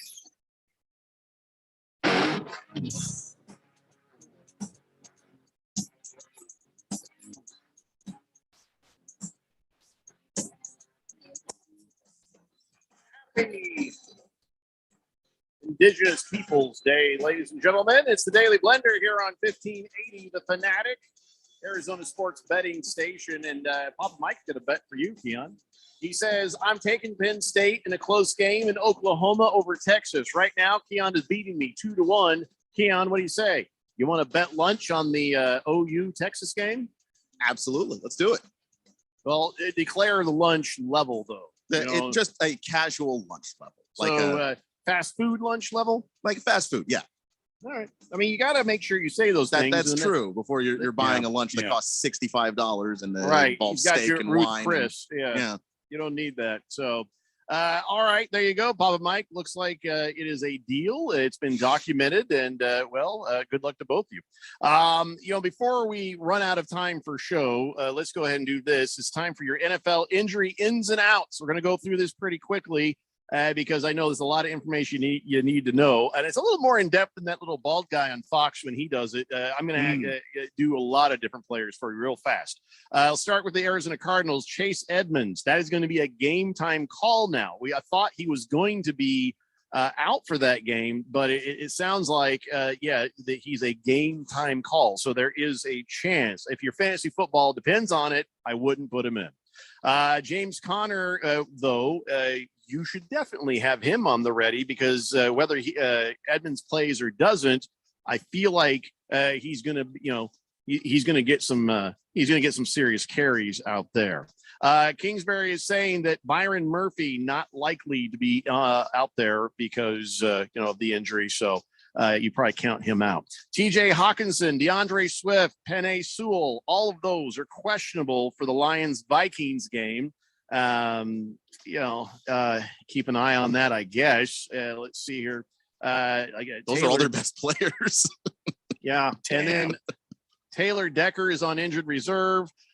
Center Frank Ragnow also been placed on the IR. Jamal Williams and linebacker Trey Flowers limited in practice. They are questionable for the game. And defensive lineman Michael Brockers, he actually pleasantly surprised, was a full participant in practice today. Teddy Bridgewater expected to start for the Broncos. Does that change the way you see that game and your pick? It's worth thinking about because Teddy Bridgewater has been doing pretty good by these guys, although coming back from from injury. I guess I don't know. You're putting your life in the hands of Drew Lock if he doesn't play. But so far, he is expected to start for the Denver Broncos. Christian McCaffrey. Yeah, he can play. Sorry, I didn't mean to get your hopes up, all you fantasy football owners. But yeah, he's doubtful for Week 5. I think Ralph has him too. Poor Ralph. Yeah, just a bad run. He's having my year last year. You know what I mean? That poor guy. I do. I feel bad for him now. But although we're not in the same boat when it comes to our team. He has crap team, good quarterback. I've got good team, crap quarterback. So we're basically living the same life there, I guess. Anyways, back to the Christian McCaffrey. He had a chance to play, but they're saying it's not likely. So Panthers have also ruled out Shaq Thompson and tackle Cameron Irving. That does not bode well, for that line holding up right there. Let's see here. Julio Jones officially out. A.J. Brown in for the Titans Jaguars game. Good news for people who have Julio Jones. Jimmy Garoppolo had remained out of practice, but I'm pretty sure isn't the official word now that Trey Lance will be making his first start in the NFL against the Arizona Cardinals this weekend. I think that is an official thing, Randy. As of 4 hours ago, Trey Lance officially named the starter. Yeah. How do you feel about that, Randy? Does that give you more confidence in the ass whooping that the Cardinals are going to put on the 49ers? Or do you think, wait, now it's a different look. Maybe there's a better chance. Where are you at with this whole situation? Well, I mean, it gives it a whole different look. I think that Trey Lance is way more mobile than Jimmy Glassopado. And so I think that having Trey Lance in there, although a rookie and enormously talented, I think it gives us the upper hand. I think our defense will have no problem containing him. And our secondary has been looking wonderful. So we'll have to wait and see. I still think it's going to be a 35-17 Cardinal victory. All right, that's all I've got. Does anybody have any more notable notes for players ins and outs for the weekend? I'm seeing, because I have him on my fantasy team, I'm seeing that George Kittle is actually doubtful for this weekend. He's been doubtful every weekend, even weekends he's played. But he was questionable, and he would still play. What I saw just recently, it showed him as doubtful, which is worse. On the scale of things. Which is probably won't play. Sorry, man. Just Tip says National Fluffernutter Day is today. Nothing cooler as a child than having a snow day from school and then mom making a fluffernutter and bacon sandwich. I'm from here. The hell's a fluffernutter? It's peanut butter and it's the marshmallow spread. Ooh. It's tasty. It is tasty. You throw bacon in there. Honey. She's not going to say yes to that. I don't think so. Kidding? Who am I kidding? All right, ladies and gentlemen, it's time now for On This Date in Big George's sports history. Back to the year 1956, Don Larson of the New York Yankees pitched the first and only perfect game in playoff history to that point in Game 5 of the 1956 World Series against the Brooklyn Dodgers at old Yankee Stadium in front of a 61,519 strong crowd. It was the first perfect game thrown in 34 years and is one of only 23 perfect games in Major League Baseball history. Yeah, the game was televised on NBC. Vince Scully was on the call, and of course, Bruce Jacobs was watching intently from home when that happened. But it was a hell of a moment. Moment. I don't think he'd be watching the Yankees. I think Bruce is a Mets fan. So I think you'll watch whatever's on TV when you're a kid, my friend. All right, probably. And by the way, let me just stop you right now, Moist One. I'm not reading any of your texts about Fluffer Nutter. Just the tip. I'm not reading your short jokes. Thundar the Santa Barbarian. You are correct. Okay. We should do. Let's do this. Let's end the week off doing the Wheel of Sports. What? Yeah, I know. Unbelievable. All right. Let's do it. Spin that wheel. All right. Finally, I see a story about one of those baseball cards going for $1.5 million, and it makes sense. Finally, this makes sense to me because it's a very rare thing. A shoeless Joe Jackson autographed photo has sold for $1.47 million at auction. And why is it worth so much? It's the only known photograph ever signed by Shoeless Joe. How about that? A 1911 autographed photograph by Frank W. Smith. And that is amazing. That is the most amount of money ever paid for an autographed photo of an athlete. It was auctioned off by Christie's and Hunt over in New York. And wow, see that I can kind of see. Now, I would never spend that much money on a signed photograph. But if you're going to look at the values of how much stuff costs and what things been going for lately, this one I do get. Mm-hmm. This one makes a lot of sense. That is, to me, setting the balance of memorabilia back in a right direction, don't you think? Yeah, oh yeah. Yeah, definitely. Yeah. This is a rare article. Absolutely. I think it's worth that type of money. Yeah. It's a one of one. That's like exactly. The kind of, that's where you go, okay, I can understand that a lot. Also in the auction, they had a bunch of other stuff. There was a Babe Ruth game used bat that went for $1 million. I kind of see that. 1952 Joe DiMaggio autographed letter to Marilyn Monroe went for $500,000. Okay, from DiMaggio to Marilyn Monroe. I'm sorry, I don't think that's worth $500,000.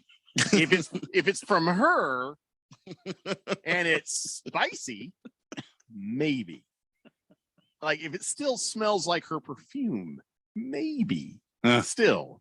But anyways, it was good to see memorabilia making more sense than it has lately. Spin the wheel, Randy.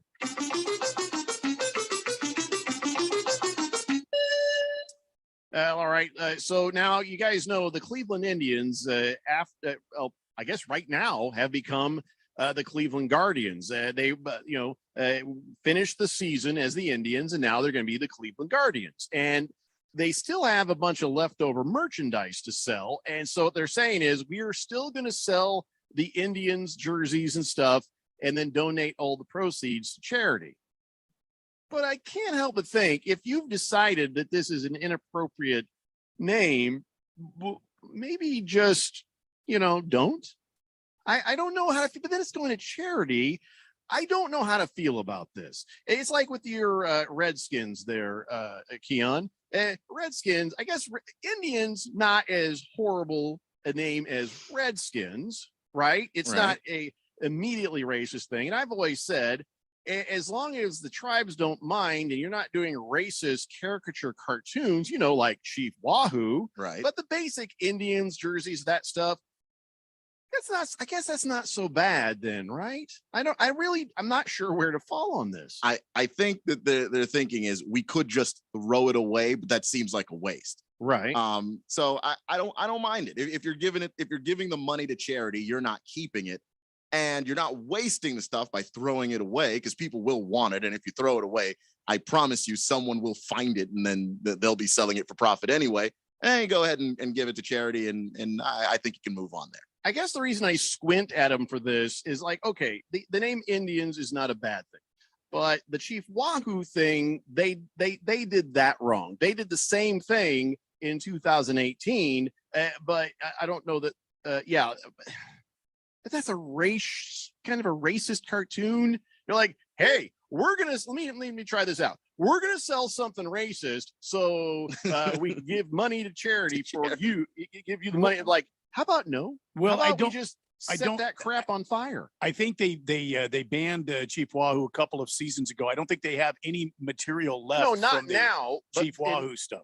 But in 2018, they kept all that stuff on the shelves, and then they gave the money to Native American organizations, which you're still kind of like, guys, I don't know if you're getting the point. Yeah, burn the stuff, give the money to the charity. Outside of that, there's a point you have to stop putting that racist stuff out there. Now I say that about Chief Wahoo. I'm not going to say that because I support the Chiefs being called the Chiefs, because that's a proud, it's a proud thing. I'm a chief of it. And then Indians, that's not a bad thing by itself. When you make a joke out of it, when you make it racist, then it's a problem. So, but hey, the Cleveland Guardians have figured out which direction they want to go. God bless them. And I guess with this stuff, they're doing the right thing. Yeah, I don't have a problem with it. They didn't do the right thing the first time. That's all I'm saying. So you're not wrong. Makes me a little squinty. Beer Bob says, guys, I believe Shoeless Joe is illiterate. I'd be interested in seeing that signature. Well, Beer Bob, just because you can't read doesn't mean you can't figure out how to sign a name. And it's a common thing athletes do. I'm sure he figured it out. FedFan says, I'm volunteering at St. Mary's tomorrow. That'll be fun. Have a great weekend, everybody. Good for you, FedFan. I will not be volunteering at St. Mary's tomorrow because I'm just a bad person. Have a great weekend. Alone. We will see you on Monday at 2 p.m. And up next, the race setup with Randy White here on 1580 The Fanatic.